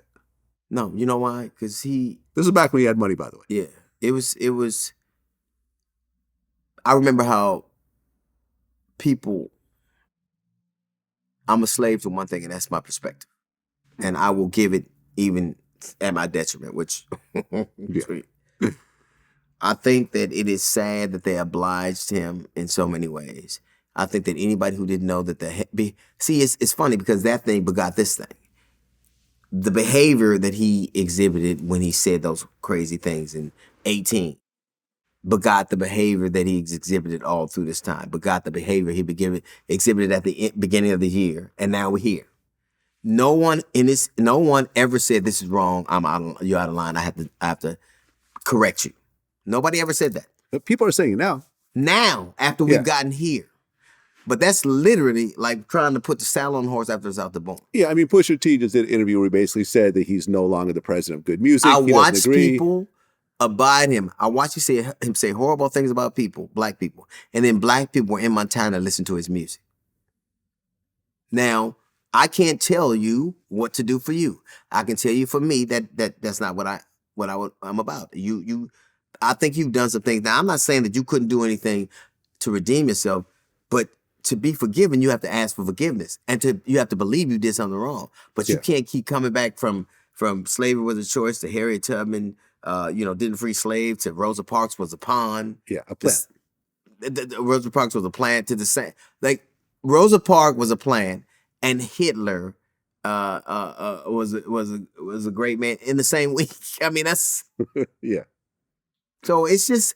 I think that people are disoriented, and I think that most of the people I've seen support him, or particularly in the industry, need something for him, or want to be affiliated with him, or kind of afraid to be on the outs, and it's sickening. Well, the most ironic part of this rant that he had against you was this.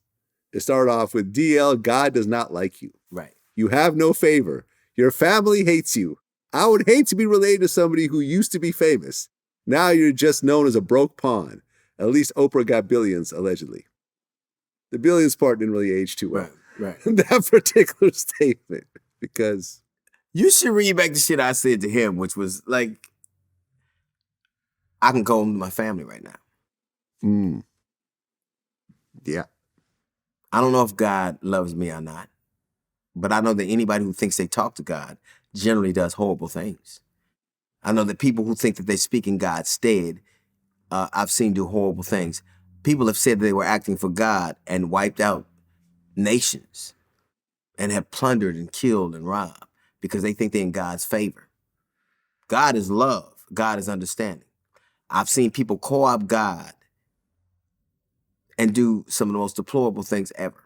Mm-hmm. And so because you're rich, because you're wealthy, because you've achieved a certain level of status, that means God favors you. And listen, devout Christians got fed to the lions. Jesus could have been a pretty good rich dude. He wasn't. Yeah. So that wasn't the predicate. But so to believe these things and to have people kind of reaffirm those things for him, I really fault the people who continue to support him no matter what he says, as much as I do for him. As much as I do him. Well, this whole situation kind of culminated at Nobu in Malibu, where rapper Theophilus London Right. basically trolled you in the toilet, in the bathroom. Right. With my hand on my dick. The funny part is that I looked at my catalog and we actually have an interview with Theophilus London from like way back. No one watched this fucking interview. Like, no one really cares about this guy. But, he got a little bit of, and he even said, oh, stop doing interviews with Vlad or some shit. Motherfucker, you did an interview with Vlad. Right. No, man, I'm in the bathroom. You're in the bathroom. Hey, OG, I said, hey, man. He said, you need to leave Kanye alone. I said, that nigga need to, and we had that, it was that. Yeah, and he walked out. That was it. But he posted up like he somehow punked you in the bathroom. Yeah. Well, he knows that's not true, and I know that's not true. And he's like, but then the next day I'm playing golf, and I get a call from the same guy who set the call up with me and Kanye. Okay. And he goes, hey, man, we didn't do that. And I said, I didn't think you did. I thought it was some dude acting on his own. So I don't have any, I didn't have any compunction to believe that he did this or this. I'm a grown man. I lose, I win, I stand on my own. It is what it is. I said what I said. I meant what I said. I'll say it in front of people or not. I believe what I'm saying to my core. And that's just how it is. And you know me long enough to know I ain't gonna let nobody walk up to me in the bathroom without, it had been some level of confrontation. Yeah. It was confrontational. It wasn't. He was a kid. I had my hand on my dick while he said something to me. Who confronts a man in the bathroom? What's happening? Weirdo shit. It was the and you know what's funny? That was just some weird shit. It was the weirdest shit ever. And the thing is like I go to that Nobu. Like I'm very familiar with that Nobu. That's not like. And that's not a wild spot where shit happens. It's a very kind of classy, nice place. The dude, as a matter of fact, this is the funniest thing. My security dude who's with me now, Derek, is from Nobu. We hired him from there. Yeah. Whenever I was at Nobu and the dude kept walking by, so when I go to the bathroom, the security guard is with me, comes to the bathroom. Y'all got Nobu look like Waffle House. Right, right. Not y'all. That nigga. That nigga. I was there eating with my family. I was there eating with my Waffle family. House. They don't have Wagyu at the Waffle House. This is like Waffle House after the club lets out right now. 3 a.m. But you know what they have at Waffle House? I didn't have any of my drinks, goddammit. I know that. They have that. Yeah, that was, you know what? It's funny because it really made me feel bad for my old lady. She was there with you? No, but it made me feel bad for her because she was really scared when he said that. When he gave her address. Like, she was horrified. Yeah. I'm like, I wish somebody would, but she was horrified. And I was like... Yeah, but you live in a gated community and so forth. Yeah, but you know, like, and this is the weirdest thing. You know, women have, like, so she would come home. It was like crazy. And I'm like, okay, now that's why I called him. Because I'm like, you know, I ain't gonna let you just... So we had this thing, and it's just... Ultimately, he said what he had to say. I had said what I had to say. He stands on what he said, and I stand on what I said. Well, Bill Cosby's back in court again. 5 women are accusing him of drugging and raping them. One goes back to 1969. Right. This is like half a century ago. Right. I mean, look. I don't know. The thing that's funny to me is when it's... There's certain things we should forget because they were a long time ago. Like Jerry Jones did what he did, and it was so long ago, we should forget about it. You think we should forget about that picture, the Jerry Jones picture? No, I'm not saying we should, but I'm saying society was saying that it was a long time ago, and we should forget about it. Okay. Society in general was saying, oh, Jerry, he was a kid, and it was a long time ago. Bill Cosby, 50, 60 years ago, that was a long time ago, but we're still bringing that up. So at what point do we hold people responsible for what they've done decades ago? At what point don't we? I have no problem believing that Bill Cosby has done some of the things he's accused of. Yeah. I lament a society that holds a different standard depending on who they are.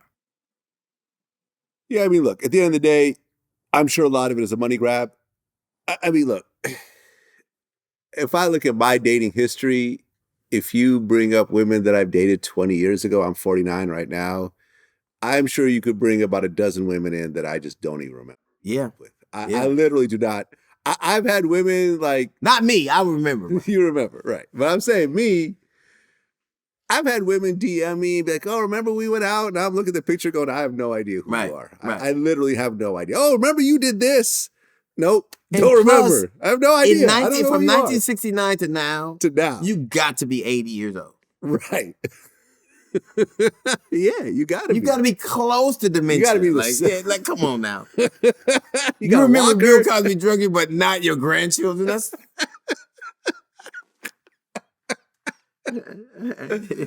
I remember Quaaludes, but not Lulu. What the fuck is that? Like, and I'm not saying that it doesn't have merit. I am saying that we live in a society now that in one hand will dismiss out of hand. This happened so long ago, we got to let it go. And this one, we keep bringing up these things that happen. And then, like, how long is this going to go on for? Well, probably forever until he dies. And then, or afterwards, just like with Michael Jackson. Michael Jackson's still getting sued for touching little boys, and he's been in the ground for a decade. I'm like, shit, man. I mean, listen, I think there should be a statute of limitations. In the same way there's a criminal statute of limitations, there should be a civil statute of limitations. I think that if you violated a woman or a child or someone like that sexually, I think it's disingenuous to tell them that they can't seek recompense. I don't care how long ago it is. I do think...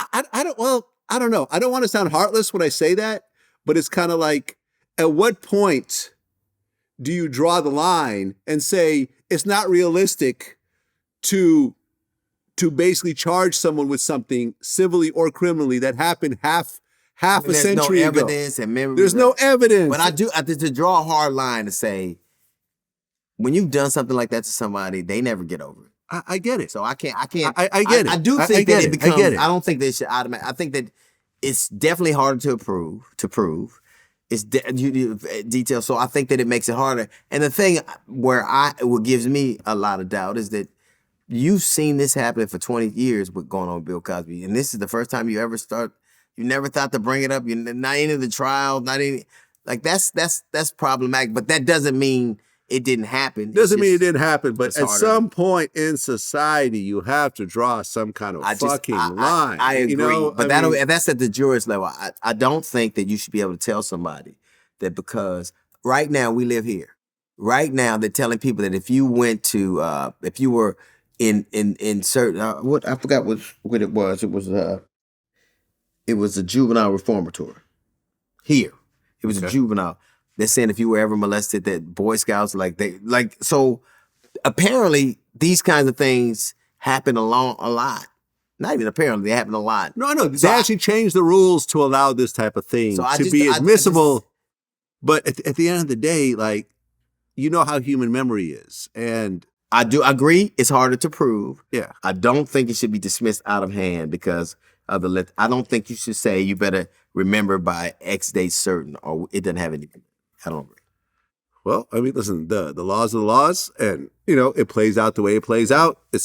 I'm not the one who makes it. Now, if you bring your 80-year-old ass in there, it depends on. Like it's harder to prove. There's certainly that much more cynicism and doubt. But I don't think, as a society, we can give somebody a date certain as to when they're supposed to have dealt with all these things that happen to them. Fair enough, but. Just recently, Harvey Weinstein was found guilty of more rape charges. God. He's already doing, 23 years, and they're going to tack on, I don't know if it's going to be concurrent or they're going to tack him on, but I don't think. One was New York, right?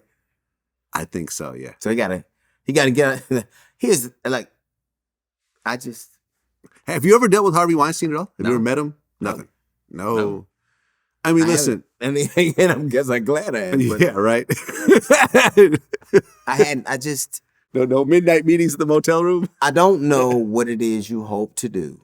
And I guess people want their day in court. If they've, been wrong by this guy, people want their day in court. I don't know what it solves because he has, in effect, what's a life sentence. He'll never get out of prison. Yeah, I mean, he's older. He's in very bad shape. He probably doesn't have that many years left, especially in that type of environment. And listen, I mean, he has a huge catalog of incredible films. He's put a lot of people in position, people of all races. He's got a lot of Oscars that he's responsible for. But if he was doing the fuck shit that he was doing, then he's where he's supposed to be. And I'm not going to be the one to defend him at all. No. You know what I'm saying? Like, you know, people say I never speak negatively about Jews or whatever. This is a motherfucker that deserves to be in prison. Right. You know, the Jews officially disown this guy. The Buddhists can have him. Maybe y'all can. Y'all can find some enlightenment with this guy. The Jews don't want him no more. You said something about that. I get it. Like I think wrong is wrong ultimately, and I just don't like. It's just ridiculous to people draw these positions, and I'm like, wow, this dude is an idiot, and he's doing. And I'm not negating what the fuck else has happened. Like to me, the whole Kyrie thing. I'm a huge Kyrie fan. I think he's a tremendously talented basketball player. I agree. I do not think it's unreasonable for people to ask you what you meant when you post something. If you posted this thing, tell them what you meant. Mm-hmm. Don't just go, don't ask me questions. And the other thing is, if you're going to apologize, do it before you lose shit. Like if you're going to apologize, do it in the before you lose 17 sponsors. If you're not going to apologize, don't. But if you're going to eventually, apologize before you start losing shit. Yeah, he lost the Nike deal, which was worth $11 million a year. So I just think that people have these misguided notions. I didn't have a problem with Kyrie posting a movie he saw. But you had to know if you posted that, people were going to ask you questions about it. Mm-hmm. It is disingenuous to go, I'm not going to answer any of these questions. You're trying to dehumanize me. No, motherfucker, if you post this, people are going to ask you what you meant. Right. And saying what you meant would have been easier than not just saying nothing. Yeah, I mean, look, at this point, it feels like Kyrie put this behind him. He's back playing again. He had a tremendous game the other night. But I also think if Kyrie was winning when this happened and been able to play, like he's missed a lot of games for a lot of different reasons over the years. The vaccine, the vaccine, since his birthday party, injury, like he's missed a lot of games. Flat Earth. Like it's a whole lot of things. Illuminati tattoo on his hand. So like, there's a lot going on with Kyrie. At a certain point, I also think that much like Jon Stewart said, I don't think the way you teach people or the way you have a conversation with people is punishing them for having the opinion that's more divergent than the group. I mean, it's like giving people the death penalty to show them that killing people is wrong. Yeah. But I think it's crazy, and it really adds fuel to the fire that if you disrespect this certain group of people, then this thing's happening, or these people are unassailable. Somebody can both have an idea that is divergent from the group and have a dialogue about it and to not have to be ostracized. But what people try to do is I'm going to punish you so it looks like we're more involved than we are, or that I'm more invested in this thing than I am. Most people really don't care. Well, yeah, and to be fair, when you look at, for example, white people that have crossed the line with certain statements and so forth, it's not like they were given slaps on the wrist. You know, Roseanne Barr, fellow comedian, lost her show that day. That whole Planet of the Apes, Muslim Brotherhood comment. Yeah. The black president of the network said, "You're gone." And you haven't seen her since. Joe Rogan did okay. Joe Rogan said nigga more times than Luke from the 2 Live group. Joe Rogan said nigga more than Huckleberry Finn. You're right. Huckleberry Finn. Mark Twain don't got nothing on Joe Rogan. So it isn't. No, you make a good point. You make a good point. Yeah. Well, it depends. Then you could also say, look at Roger Sterling. Yeah. Roger Sterling lost his team right then and there. Robert Tarver. Donald Sterling. Donald Sterling. But I'll tell you what, you buy a team for $10 million, you sell it for $2 billion. I don't know how you lost it. And I've heard this argument before and I don't agree with it because you got to look at it like this. Number one, it's not like Well, he sold the team, I think, for $2 billion, right? $2 billion. $2 billion. And buy it for 10. But that team was already worth $2 billion. The value was already in that team. It's not like he got a big bonus by selling it. That team was making hundreds of millions of dollars already. That team could have been handed down to his children. Are you? Hold on. You talking about the Clippers, though, right? It's the Clippers. I know. That's what I'm. Are you? That team was actually one of the most profitable teams because ticket prices were low, it was always sold out. It wasn't the best team, but it was always a profitable team. Okay? The fact that it sold for what it sold for means that it was worth that much. The fact that it sold for what it sold for was based on where it was at. It was in Los Angeles. It was in Los Angeles. So listen, it was a very valuable piece of property, right? The ownership of the Clippers was a very important asset that he owned. Now, let me compare it to this, okay? Mm-hmm. I'm going to compare it to this. If you were told today that based on some comments you made last night, right, you have to sell your house. Right. You got to put a for sale sign in front of your house. Right. And when it's sold for fair market value, you can't buy another house anywhere in the state of California. You got to go get an apartment somewhere else. I don't think you'd be very happy over that situation. Except that that's a false argument. Because, why is that? Because the NBA is a business, and that business is populated by the very people who felt disrespected by what he said. True. The NBA is a business. One's a private industry, one's a business. That's apples and bowling balls. The other thing no, the NBA is a private business. It's not a public company. It's a private business. Except it's populated by a bunch of the people. Let me tell you something. If you had an NBA full of white people, no one will watch it. It'd be the WNBA would get higher ratings. So it'd be hockey. I'm making two arguments. One, I don't think what he said, where he said it, we shouldn't even hear about it. You should be able to say the most foul things in your own house as you want to. Right, it was a private conversation. You should be able to be homophobic, racist, misogynistic in your own house. You should be able to say whatever the fuck you want. And it's our bad to encroach on your personal space.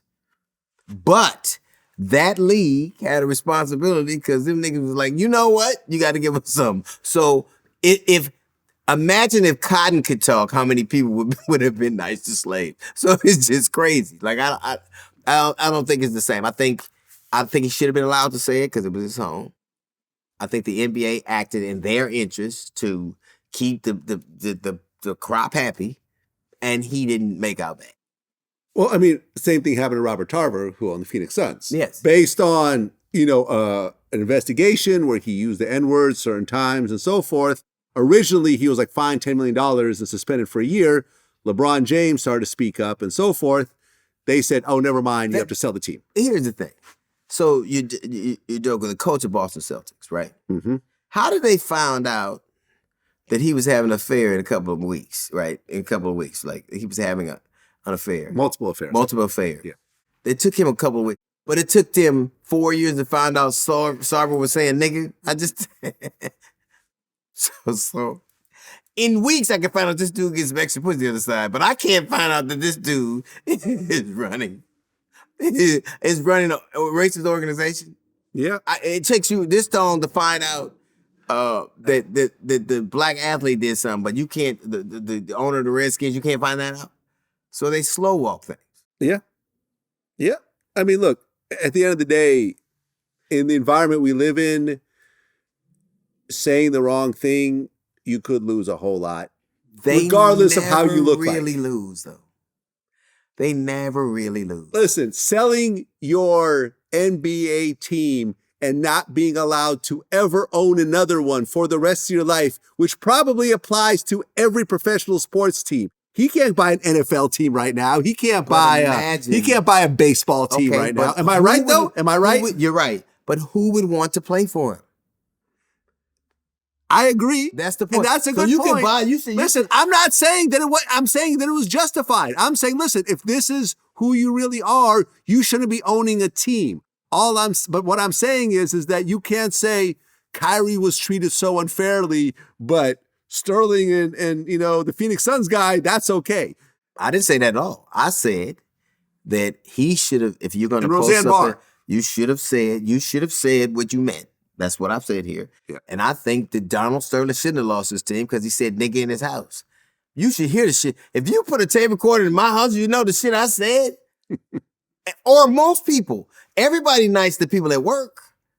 But when you get home and hear the shit people really say, most people get in trouble for the shit nobody knows they're saying. Yeah. So even all of that, even Roseanne, I feel, even we've had this conversation, I didn't feel like ABC should have acted against Roseanne because they knew who she was before they bought the show back. All of that is for window dressing. I just didn't like that she said, well, I was taking Ambien. Ambien makes you sleepy, not hate niggas. You must have had niggatol. That's what you had. And I hate when people go, I wasn't raised this way. You were. To me, I can hold these ideas in my hand at one time. I think there got to be places where you can be profane, where you can be racist, where you can be homophobic, you can be misogynistic. And if your house isn't that place, then where can you do it at? I also think if Kyrie Irving is going to post something that people are going to think controversial, you don't have to do anything, but if you ask a question, tell people what you think, as opposed to letting them write their own narrative. I think Van Lathan, we had an interview and we talked about this, and he was saying, which I didn't know, I guess at one point, Hulk Hogan had said something like he didn't want his daughter dating a black man because they use the N-word at their house. Right. And they might get offended. That's not why he did it. Hulk Hogan said he didn't want his daughter dating a nigga. The funniest thing in the world is my mama didn't want me dating a white woman. So when am I supposed to pretend? He said, I don't want my daughter dating a nigga. My mama said, if she can't use her comb, don't bring her home. But it was all the same effect. I can't stand when people pretend like they're not aware of extenuating circumstances, but they can't hold two ideas in their hand at one time. Yeah, I mean, Van Lathan said that in the same way that Kyrie was supposed to meet with like Jewish leaders, he's saying that Hulk Hogan should have had 2 weeks with Dr. Umar Johnson. Yeah. But what I'm saying is that like when these people get to do their comebacks, they don't have to go do 2 weeks with Dr. Umar. You know what I'm saying? Like they don't have to. You know what I'm saying? They don't have to. That's not what they make them do. They don't. Hulk Hogan needs to sit down with Dr. Umar Johnson for 2 weeks. Hogan needs to every day. Hulk Hogan needs to 2 weeks go help Dr. Umar build the school. Yeah. I just. They'll leave that one alone. I know. I think that. When Umar was talking about the whole Deion Sanders thing. The lashings and so forth? I guess when Deion left Jackson State. Yeah, to join Colorado. Well, first off, Jackson State is owned by the state of Mississippi. So whatever funding issues are to be argued, they should be argued with that state, right? And now I would venture to say that if the state of Mississippi don't care if black people in this most populous city drink clean water, they certainly don't care if they're educated. So I think that's a different argument. But Deion didn't go to a HBCU. He went to a predominantly white institution. Mm-hmm. And he came back and he gave more to that institution than it gave to him. He gave more than he took. Yeah, from what I understand, he gave up half his salary to his coaching staff. Exactly. Because the school was not going to pay for it themselves. So he gave more than he took in terms of fields and uniforms. He gave more than he took to an institution that he didn't. I wonder if people who went there took more than they gave. If you wanted Deion to stay at that school, the richest people, black people in America, are people who play professional sports and people who attended HBCUs. They're the corporate officers, the judges, the lawyers, the creme de la creme. If they wanted Deion to stay there, then why didn't they come to him and say, we'd like to make you a counteroffer, or we'd like to do this? It shouldn't be incumbent on one man who didn't go to an institution to change that institution. It should be incumbent on anybody who benefited from that institution to give people who are going to go there the same kind of opportunities it afforded them. And it's disingenuous to blame it on somebody who never even attended it. Wait, so you said that the richest black people in America went to HBCUs? But non-athletes? Non-athletes, yeah. I'm talking about like the most... lawyers, judges, business people. Yes, lawyers. So you wouldn't say that like... that these people didn't go to Harvard or Yale or... Because most black people didn't go to Harvard or Yale. Well, I mean, Brock and Michelle went to Yale and Harvard. Kamala didn't go. She went to Howard. Oh, she did? Okay. So I'm talking about, if you look at the aggregate, I'm not talking about all of them, but generally, besides athletes, most of them, the powerful people, the money people, the people that run corporations, the people that sit in the seats of power at halls of Congress, went to HBCUs. Black people, yes. Yes. Okay, let's take a look. Okay. The richest black people in America. There are 7 billionaires in America who are black. Yeah. Okay, let's go. Let's go down the line. But I'm not talking about like those outliers. I'm talking about in the aggregate, the judges. Okay, well let's CEO. look at the outliers and just see where we land. Tyler Perry, did he go to college? I don't know if he went to college, but you got to put that as yeah. Okay. Jay-Z didn't go to college. No. Well, then I should be arguing because I got a GED too. So. Kanye didn't go to college. Nope. But this is an old article. Michael Jordan went to North Carolina, but that's an athlete. Yeah. So that we take that out of the equation. And we should take entertainers out of the equation too. Oprah Winfrey, did she go to college? I think she did go to college. Let me see. Where in Tennessee. did Oprah go I think Tennessee to somewhere. college? Tennessee State University. Yeah, that's a black college. Is that an HBCU? Tennessee State? Yeah. Not Middle Tennessee is not. Tennessee State University is black. It's Tennessee State HBCU. Yes. Okay, Yes. so you got one. Well, here's the thing. None of them, all of them are athletes or entertainers. Well, hold on. We're getting into the upper echelons here. David Stewart, University of Central Missouri. That ain't black. Let me see. Robert F. Smith. So for those that don't know, David Stewart built his fortune running an IT service provider. Worth $3.7 billion. And Robert F. Smith. Robert Smith, yeah. Cornell graduate. So the richest black man in America worth $5.2 billion went to Cornell. Now I'm not talking about. I know. I was just trying to, listen, I can't look up everybody. What I mean is this. Yeah. Corporate CEOs, governments, influential, powerful people. Yeah. Besides athletes and entertainers after that, because it's a lower rung. Right. Or graduates of HBCUs on the aggregate. Right. And to be fair, Robert F. Smith in 2019 announced a $34 million gift to pay off the student loans at Morehouse, which is an HBCU. Right. So, even though he didn't go to one, he still donated very heavily to one and so forth. Well, Gabrielle Union, she did an interview and they brought up Boosie's name. I saw. Boosie made some comments about her stepdaughter, Zaya Wade. Right. She, someone implied that Boosie was gay. He said he doth protest too much. He got a lot of dick on his mind and so forth. Boosie responded. He said, LOL, the whole world know I love women and the world know your husband loves dick. Hope you don't think blacks. I think two things can exist.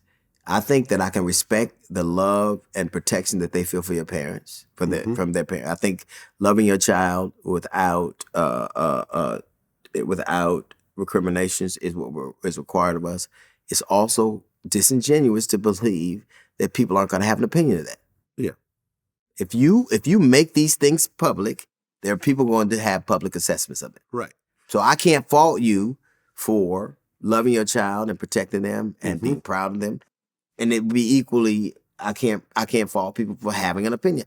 Listen, to me, you're not grown till you leave my house.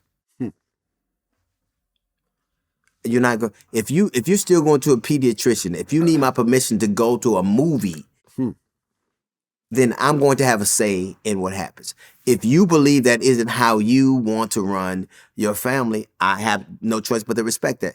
But don't pretend as if it isn't an unpopular sentiment to a lot of people. Well, look, the fact that Dwayne Wade went on a promo tour, essentially, to talk about his, son or daughter being transgender, however you want to look at it, ultimately put everything in the limelight and opened things up to opinions. I understand that he had very good reasons for doing that because ultimately, it was already out there and he wanted to address it and he wanted to show his son or daughter that he cares for his child and so forth. But ultimately, this opens things up. Like, you know, I mean, it's interesting because I get my version of hate on social media. I get called. I get your version of hate too, you motherfucker. You get my version of hate also. But for example, when I interviewed Jason Lee, you know, who's openly gay, I got to see his version of hate, you know, in the comments, and people were calling him, you know, all types of homophobic slurs and everything. I'm like, oh, this is interesting. Like, I've never seen this. Right. Because I don't usually interview a lot of gay people, you know, unfortunately. You know, I would like to interview more. You probably have, you just don't know. I just didn't know, right? Openly gay people. Right. But me and Jason have been cool forever, so it was a pleasure to interview him. You know what I'm saying? But like, I got to see the homophobic part of the backlash for the first time, and I'm like, oh, this is what he has to deal with. This must suck in its own way. You know what I'm saying? Like, you can love a parent, you can love your child, and be proud of them. Yeah. And you know, my daughter just got married, and she's gay. So I went okay, so she married a woman. She married a woman. Okay. And so I initially at the wedding was horrified because I was afraid that people would come and it would be ruin her day, and it was scary for me. Now, I was reticent to post things because I didn't want her being subject to some of the things I'm subject to. Mm-hmm. But I love my daughter and my other daughter. I went to their wedding and I was proud. I was proud, and it was one of the most loving things I'd ever seen. But I don't expect for people to have the same opinion of that I do. I don't expect it. And I would have to respect that and I would disagree with them. But I'm not going to make you have to accept what I believe to be my perspective. You can have one too. But if I knew that if I opened myself up and showed all these pictures and did all these things, there would be people who would have something negative to say. And I don't know that I wouldn't have a problem with people having a divergent opinion than mine. Yeah. I don't know that it makes it certainly doesn't make Gabrielle and Dwayne bad parents, but it doesn't make Boosie gay because he has no opinion with it either. Yeah, I don't. You cannot like Boosie's not gay. I have known listen, Boosie for 20 yeyears. You could not like 20 something years. and still not like dick. It's like those aren't like I don't. I think that what people do is try to say that one of the arguments that even, you know, I don't want some people shoving that lifestyle down my, you know, that's an argument you hear about people saying, people have that argument. Well, you don't have to see things you don't want to. Mm-hmm. And much like you don't want them trying to change your mind, I don't think it's prudent for you to try to change theirs. So I thought that I saw the interview, but I thought it don't make you a bad parent because, or a great parent that you feel this way. That don't make him a bad dude because he doesn't agree.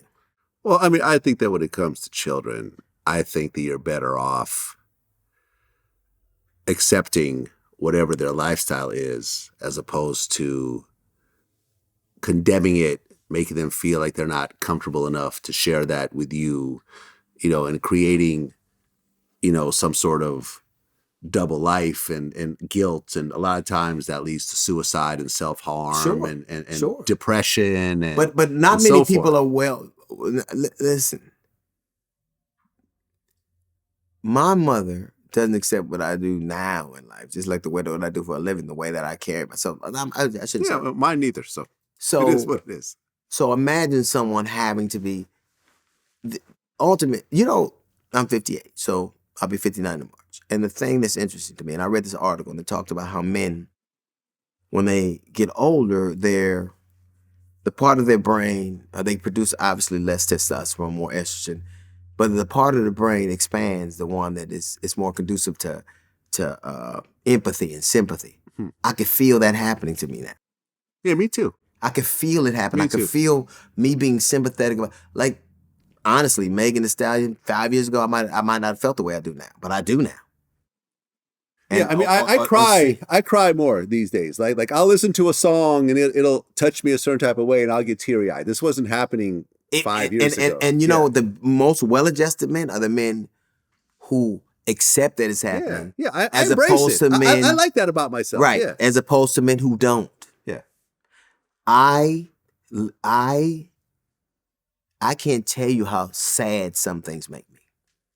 They make me so sad that I can barely. It's times like because now I get what I get is I get a lot of people who hit me in my DMs because they think I'm like it's like Sixth Sense. You know, I see dead people, so I get the saddest, most horrible stories all the time.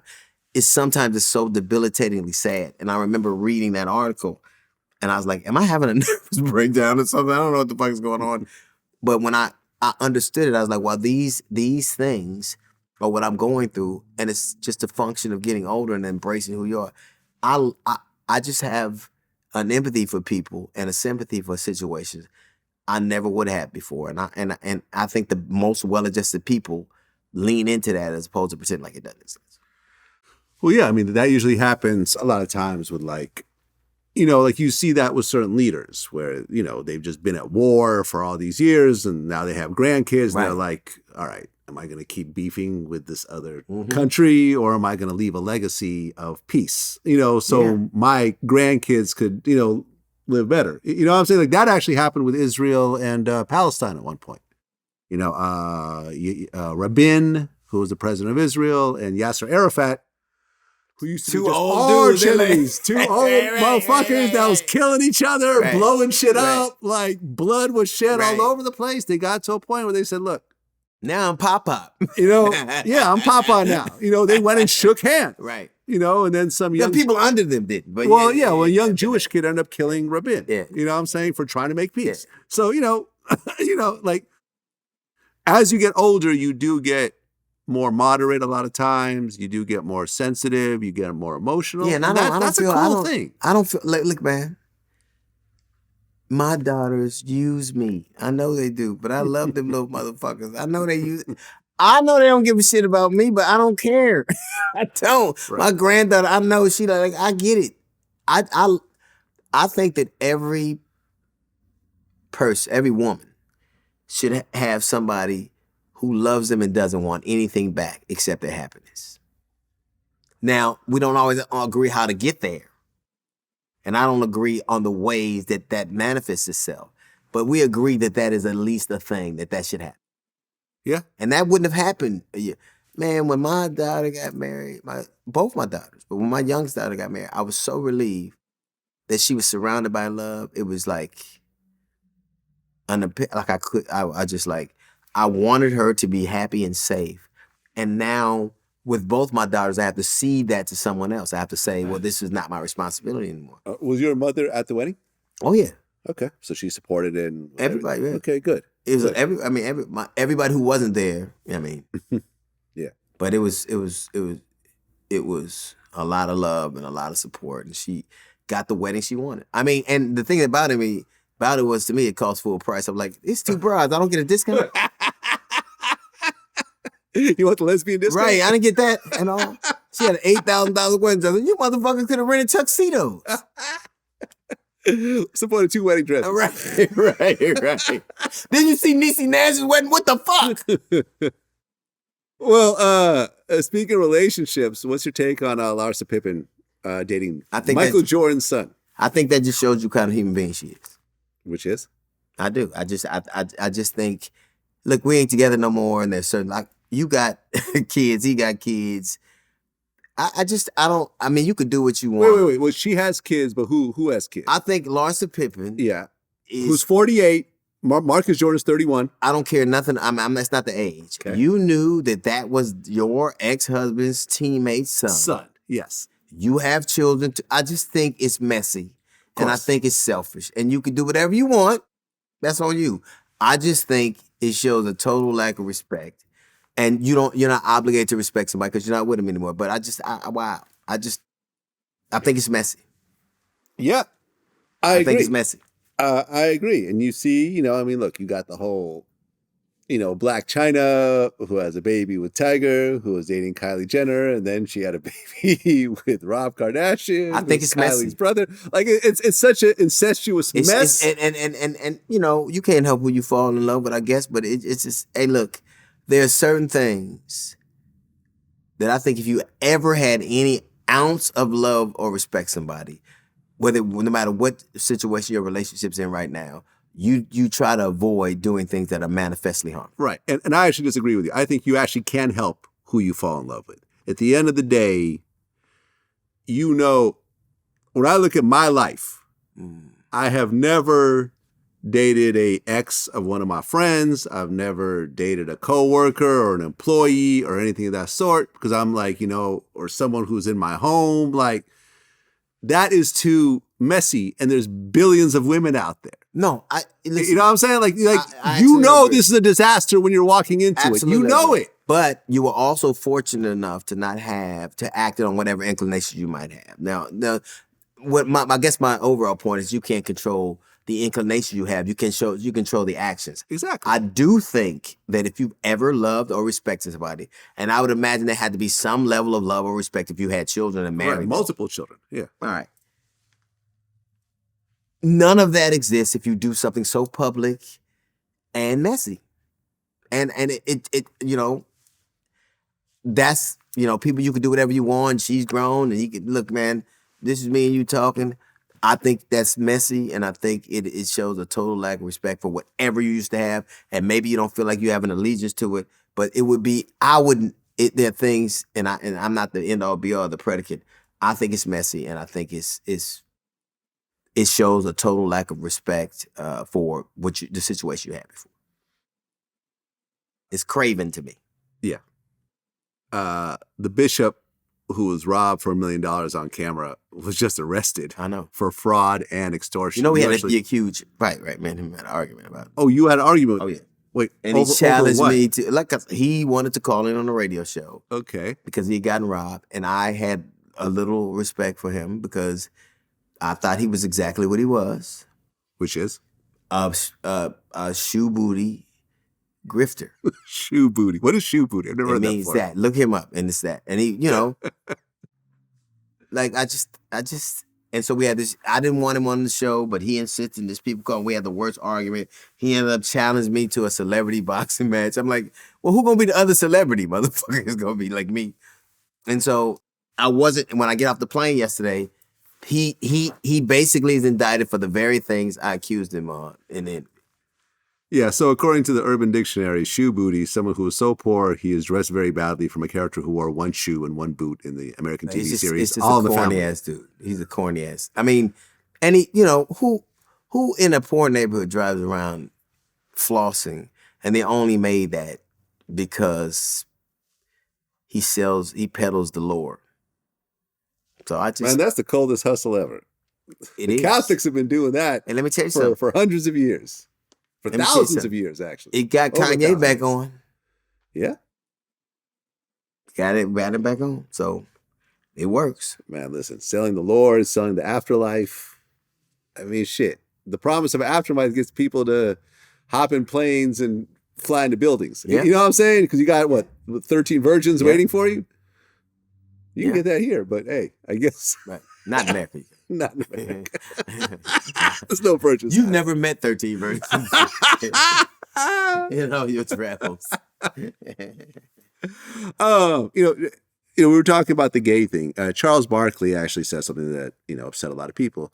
He said that the black community treats the LGBTQ community the worst. I think that when people make these broad, sweeping statements, we're not a monolith. We're 43 million people. Yeah.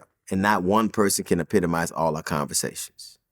And so I hate when people, but I do think I think the gayest place on the face of the earth is the black church. And it's one of the most repressive. Because I think all the dudes there is kids that used to got to go with their kids, dudes that used to got to go with their wives, and men that are trying to pray the love of dick out of their heart. They're like, I'm already on my knees, so I just think it's the gayest place on the face of the earth, and it's ridiculous to act and pretend like we don't know that these things exist, and that they're not prevalent, or not even prevalent, but they're not even, they're indelible in our society. They happen. So I think more and more, I know that I love my child, and my nephew, and my other family members who are gay as much as I do everyone, as much as I do any other. But I can't say that that is the place I started at. It's the place I arrived at. So for example, Van Lathan, who I just had on the show, he did an interview with Billy Porter. He said, hey, what do you think about some rappers like Boosie who make homophobic comments and everything? And this guy said with a total straight face, he said, listen, when I started listening to hip hop, it was fuck the police and it was death to gays. And at that point, I stopped listening to hip hop altogether. And I have not listened to any rap in 30 years. So I don't know what you're talking about. And I said, wow, that's impressive. He made a very interesting point about how he doesn't listen to hip hop. Yeah. Because early on, in early hip hop, there was a lot of anti-gay rhetoric in there. And he said, I'm completely separating myself from that. Right. And he went on to be a brilliant artist who wins. He's got Tonys. He got the Tony, he got the Emmy. Got an Emmy. Yeah. You know what I mean? He's obviously phenomenal at what he did and what he does. And by him saying that on your show, by saying he doesn't know anything about hip hop because of the stances of certain rappers, certain popular rappers, I'm like, that's dope. Like I wish I was better at that, to just separating myself from some of the fuck shit that people say about me and so forth. And it's crazy because I didn't think that it was possible. I didn't know that you could be black and not be hip hop. I used to get mad about that. Like, I didn't know that you could do that. Like, I actually kind of to completely block out that shit you don't want to hear. That's shit not that you don't want to hear.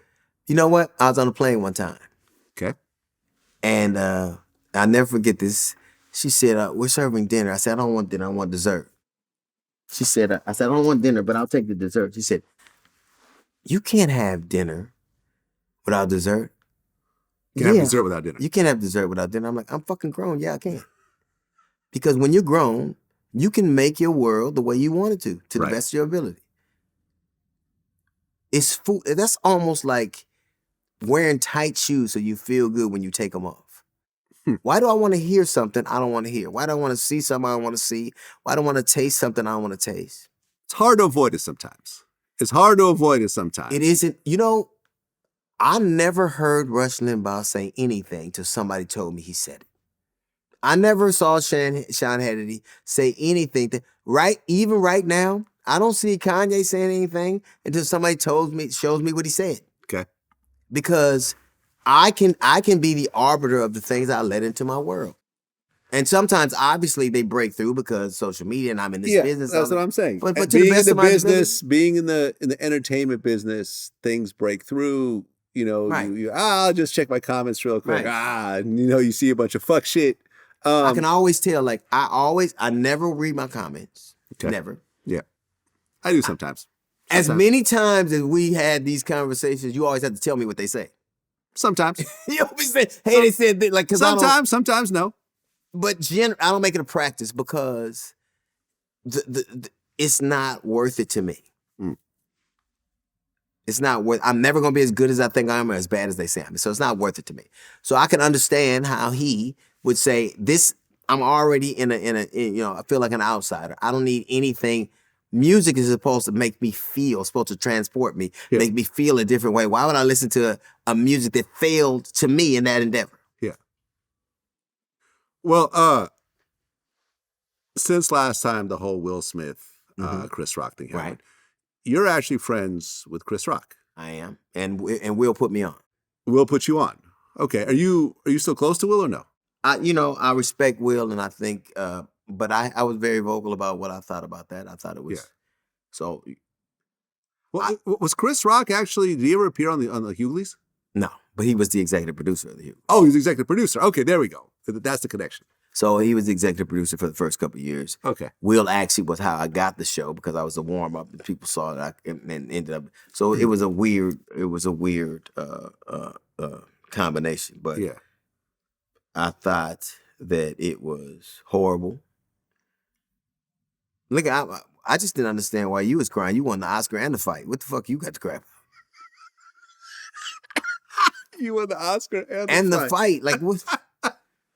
But I thought it was just the things that people said didn't compute. Well, he shouldn't have been. People went to the Oscars every day, every year, and know that a comedian is going to say some incredibly insensitive, incendiary shit. Yes. But in the 60, 70 years it's been happening, that never happened. Yes. And the joke that he said wouldn't be, you're not going to even remember the joke, you're going to remember. It was the G.I. Jane joke. Right. You're going to remember it. So I thought it was a horrible moment, and I thought it was disgusting that everybody ran to comfort Will. Like when I watched Denzel comfort Will, that was like Ike comforting Training Day. Like I'm like, like he didn't just get hit, motherfucker. What? And for me, it was just a bad deal. And knowing what had happened to Chris and how he'd been bullied and Will had been bullied, it was two men who had been trauma and had been wrestling demons, having those demons meet in the same place at the same time. But I thought it was just horrible. And I hated the way, first off, motherfucker, you don't have, if you're really sorry, you don't wait all this time to tell me you're sorry. You apologize to everybody but me that night, and you went out and party. Yeah. So I have a different estimation of that. I love and respect both those men. I'll tell you how I felt about it. It's how, and I think that Chris has gone on, he's gone on. They doing great, and they're both, no one's gonna be, but Chris will always be the dude who got slapped. Even the tickets they sell. He can't do a show right now without anybody wondering about that slap. Yeah, I agree. I mean, and you guys had a conversation about that. Yes. And how did he feel in that conversation? I mean, he didn't really say a lot about it. And to date, I haven't heard him say anything. Yeah. And that's indicative of a thing. I don't know that he knows where to put it, and I can't speak for him, but that man got a mama and a daddy, and his father's gone, but his mother and brother and kids, his children watch that. And everybody rushed to the defense of this one dude. I'm like, wow, that seemed off to me. Yeah, I mean, look, people look at this situation. I remember we were having conversations and interviews about this. Like, at the end of the day, everyone's men, right? And everyone's got millions of dollars, and everyone's got people around them that will do something ignorant on their behalf, right? When you look at, for example, the way Tupac died, wasn't that different from the situation that happened at the Oscars? No. You went and physically assaulted a man in a public space. You may not have hurt him tremendously, but there was a lot of embarrassment, and there's a lot of bad feelings, and there's a lot of anger, and I'm sure Chris had a thought of revenge, during the course of that, that evening. I just don't imagine how that could have happened. And I stood there with all that metal on the table and didn't try to do, but the great. Well, what I'm saying is that could have escalated.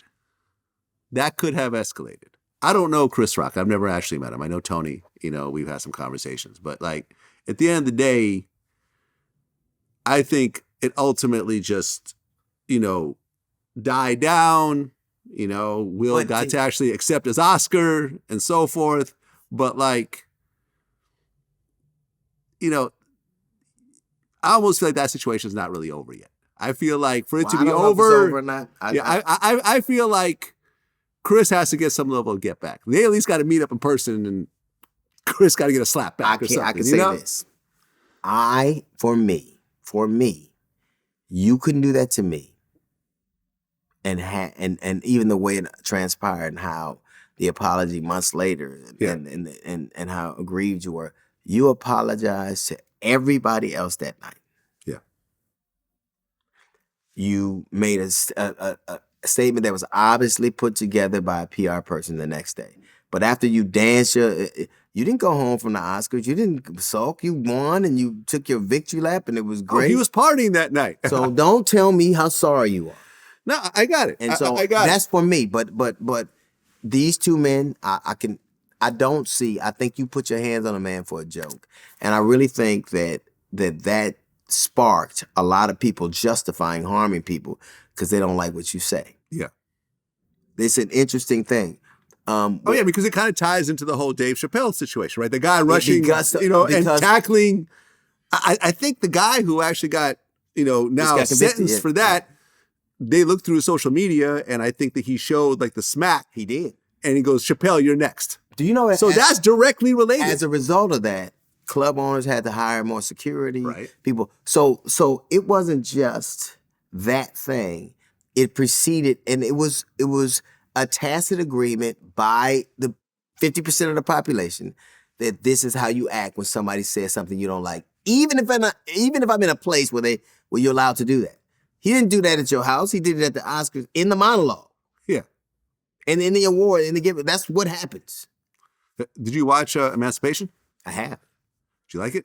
I didn't like that they compared me and Will's hair and my hair. I didn't like that part. When I wear my hair. Yeah, but I did. I liked it. I thought it was a great movie. I mean, it was a great movie. I talked to my friend Edie from the Outlaws today. He said that his main problem was that the Haitian accent was awful. Only a Haitian Will could not pull off. Only that the Haitian would know that. Listen, Right. Well, Wycliffe gonna play like I know that. it was. Yeah, okay. Yeah. But it was. My was only a great problem movie. was okay. I've was, never seen. I'm glad y'all got a movie. I mean that you guys were in the movie. Yeah, and looks like he's kind of getting back into his career and so forth. It couldn't have And, never. I mean, he's such a big star. I don't Yeah. know how that could happen. I can tell you how I felt about it. That's how I feel. Yeah, That's it. the whole Monique situation. I'm not even going. This is whatever you say about me is fine.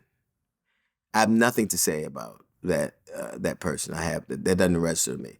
I think that when you bring my children into something in service of an argument, then we have become a different thing.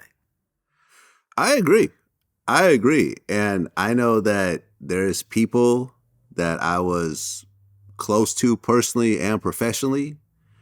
And in moments of anger, they made videos talking about my family.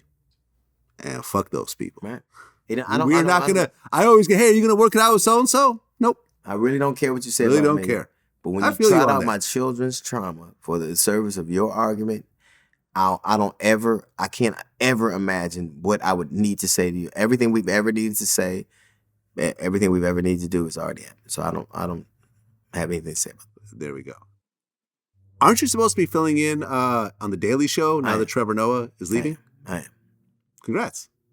Okay. Not a big deal for you? I'm good at what I do, and I hope to have a lot of fun doing it. Yeah. I remember when the Queen of England died, you said the Black Twitter needs to show more compassion.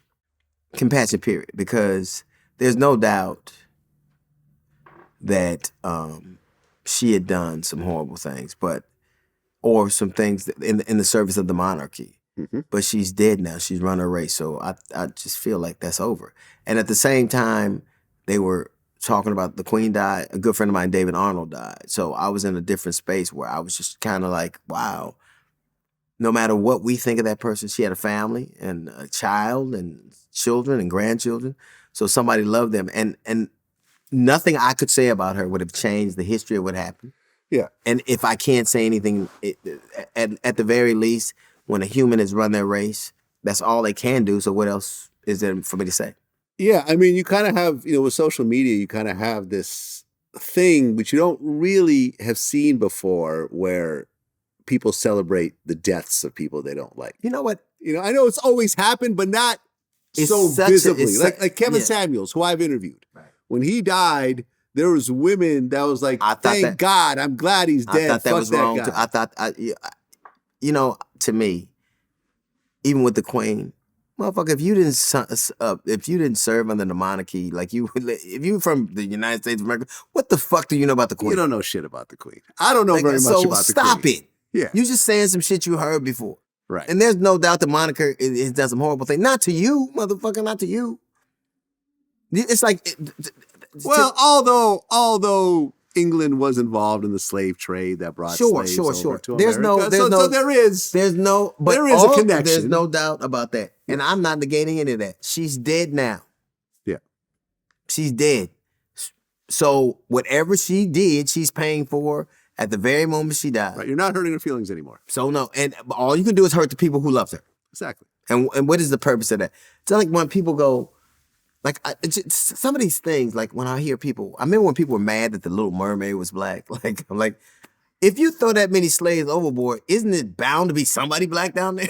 Like, I'm pretty sure they have a Popeyes down there. I was not ready for that one. That was that like, one came out of left field right it's now. It's almost like the anger you have is like you don't understand. So you're saying that the slaves they threw overboard during the transatlantic slave trade became mermaids at some point? I'm saying this is what you're saying. History, I have to really get my head around what you just said because it was so unexpected. History. Okay. You can't be worried about a Little Mermaid being black when you have done such horrible things to black people that if we get an imaginary character, we can't even have a fucking imaginary character. Yeah.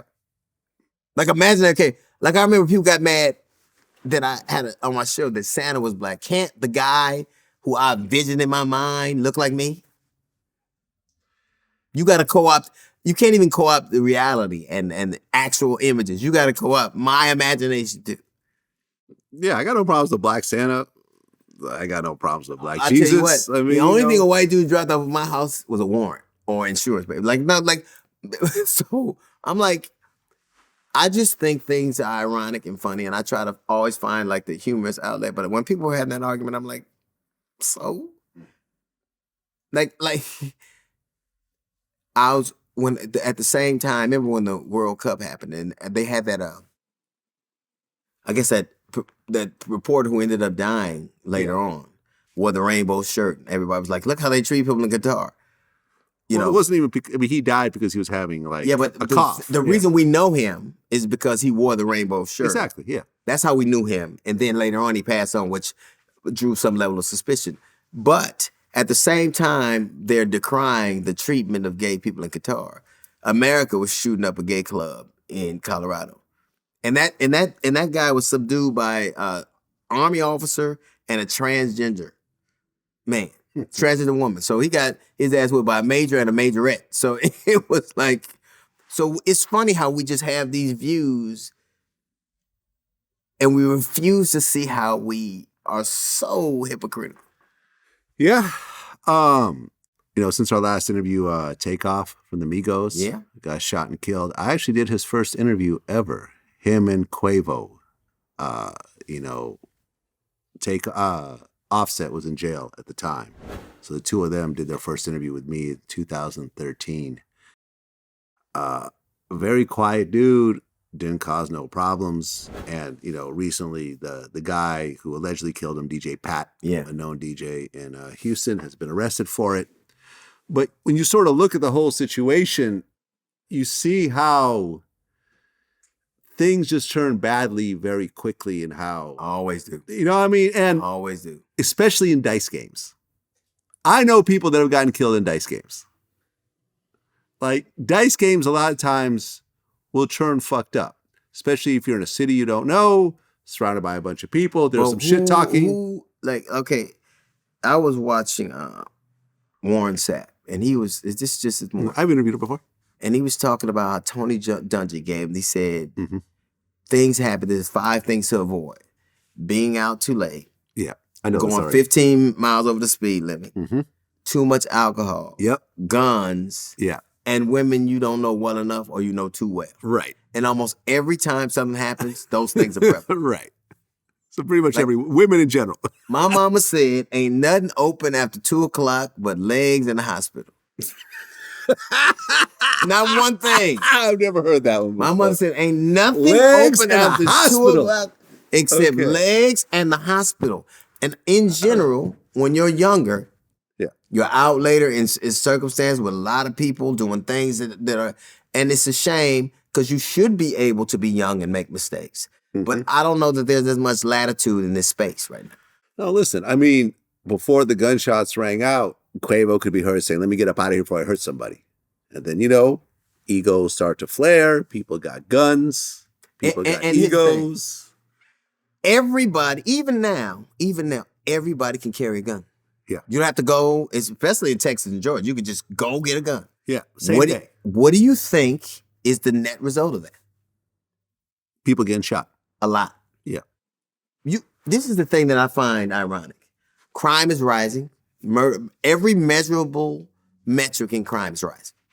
And you throw into that, Now, easy as that. Now, What I feel the listen, fuck you I talking have about? guns in my house, and I feel, if I have to go somewhere where a gun is required, I will either not go or I will bring armed security. But I do know that looking back on my life, I could think of at least 2 situations where if I had a gun on me, I would have killed the person. Yeah. You know what I'm Yeah. saying? I would have killed the person. One of the situation was probably be justified. The other, I don't know. I may be in prison for life for over that one. If you got, You know what I let me mean? tell you something. It would depend on who, but I just think, and all the things we tell ourselves, don't wear jewelry and check in and all. None of those things guarantee anybody's safety in any circumstance. Yeah. Because I think we have a lot of violent people in a lot of different various aspects of our life. And it's best to navigate that space with its people that you know and surroundings that you're comfortable and familiar with. Not so I'm not, that's not a judgment on who goes what, because you're grown, you can do whatever. Yeah. But it's prudent to be prudent. Yeah, I mean, rest in peace, P&B Rock, who died maybe 30 minutes from here. I wouldn't go to that Roscoe. I have never been at that Roscoe. Now I've been but I wouldn't go No. I've just- been to the Roscoe's in Hollywood, and I went to the one in Inglewood once. I just think But that one right there, that is a gang zone. Like, me walking into there, people recognize me. You don't know what's about to happen next. you do. Nothing good. You do. I think that it is navigating life is already difficult enough. Yeah. Without giving it extra chances to do you harm. Yeah, man, listen.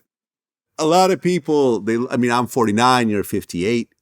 A lot of people look at us as old or whatever else, but Wait a minute, hang on, don't put me in that. don't Nigga, I'm put you in that. fly. Okay, What the they look at me as old. fuck? Wait a minute. Right? I'm almost 50. Hang on. And at the end of the day, it takes a certain level of intelligence to get to this point. And luck. And luck. You're right. Luck and intelligence. You know what I'm saying? You could say that, when it's God's time or whatever, but I don't know too many old people that never wear their seatbelts. Nope. Every old person I know, click. You know what I'm saying? Old people get checkups too. Old people They're at the hospital. What's that? To the doctor. Hey, Yeah. cancel my appointments. Yeah, I got to go to the old doctor. people, I don't know what the hell that is. You know what they do? No, man, listen. It takes a lot of navigating bad situations, turning the other cheek, not going to certain places, avoiding conflict and so forth to get to this age. And man, getting this old is a gift, because you look at, Takeoff, I've interviewed before. Like I did, every so often I'll do a list how many people I've interviewed have died violently. And it's up to like a dozen people. Wait a minute, I gotta leave here today. You gotta leave, motherfucker. right. Hang on. And you know what it is? You have seen. But none of them are your age, though. They're all like in their late 20s, early 30s. You have seen so many situations. You know why you're alive now? Because you believe you don't believe you're immortal. Yeah. You're very well, I remember, you ride around in the back of a pickup truck with no you ride with a bike with no helmet. I never wore a helmet as a kid. I put on my seatbelt on the way to putting my seatbelt on. Are you crazy? Right. I put my seatbelt on the plane before the captain asked me to. Are you crazy? Yeah. I actually checked to see because I believe that bad shit is possible. Man, old age is a gift. It is a gift that not everyone gets to have. Do you know that there are more people who are alive now than who ever died? More people are alive at this very moment than the cumulative total of people who've died. I can't believe that. You're talking about humans have been around for hundreds of thousands of years, and you're telling me that there are more people now. See, everything I say who are alive than whoever were dead. And you know what most of them know? A motherfucker who died. And then you know what? I'm going to forego it as much as I can. Yeah, no, that's not true. Okay, what is your side? Because you always think your shit is the one. Well, it's Scientific American. It's an actual, you're not the only one who got a scientific. Yeah, according to Scientific American, that's not exactly true. But I mean, it is in the Everything you realm say, I of never. in he's the like a realm broad of every time. possibility. Wait a minute, hang on. Let me yeah. see. But yeah, but you're right though. The longer you live, the more people you will see die around you every year. And the more that you value, the more you value what you, man. Let me tell you something. A good friend of mine, David Arnold, he passed. Rest in peace. And David Arnold, talented, worked so hard. Man, he started to break. Everything was going. Like he started, it was like get ready to happen. It was gonna be great to see this ride. In the middle of a meeting, drops dead. This is like a month and a half ago. It seemed so patently cruel to me. It seems so cruel to me. But really, it's arrogant to believe that something should go the way you think it should. It's arrogant to believe that these people should go. It's arrogant to believe that something's promised you. Yeah, I mean, look, this prominent music manager named Hovain just died a couple of weeks ago. And when I looked at his Twitter timeline, 24 hours before, he said, "Thank God for another day." And I made a tweet about it. Saying, look, 24 hours ago, he's saying, "Thank God for another day." And now he's gone. Gabrielle Union actually retweeted me. And it's like, you just don't know. It's not like he woke up and said, "Okay, tomorrow I'm going to die, so let me thank God for another day." No, he was planning on living for a long time, I'm sure. There's some people who test death. Yeah. Like I'm ready, like everything, what they say, the power of life and death is in the tongue. I've heard people talk themselves into dying. Yeah. Like even the thing you said, I got to get out here, like all those things, the fates, death is listening. Like, okay. Yeah, You death make is an right album there. called Ready to Die, guess what might happen? Yeah. Ready to Die and Life After Death. And come on now. both albums. You know, and then, look at Tupac lyrics. I'm going to die, I'm ready to die. He did his last music video, Tupac's last music video. He was in heaven. Man. He was in heaven.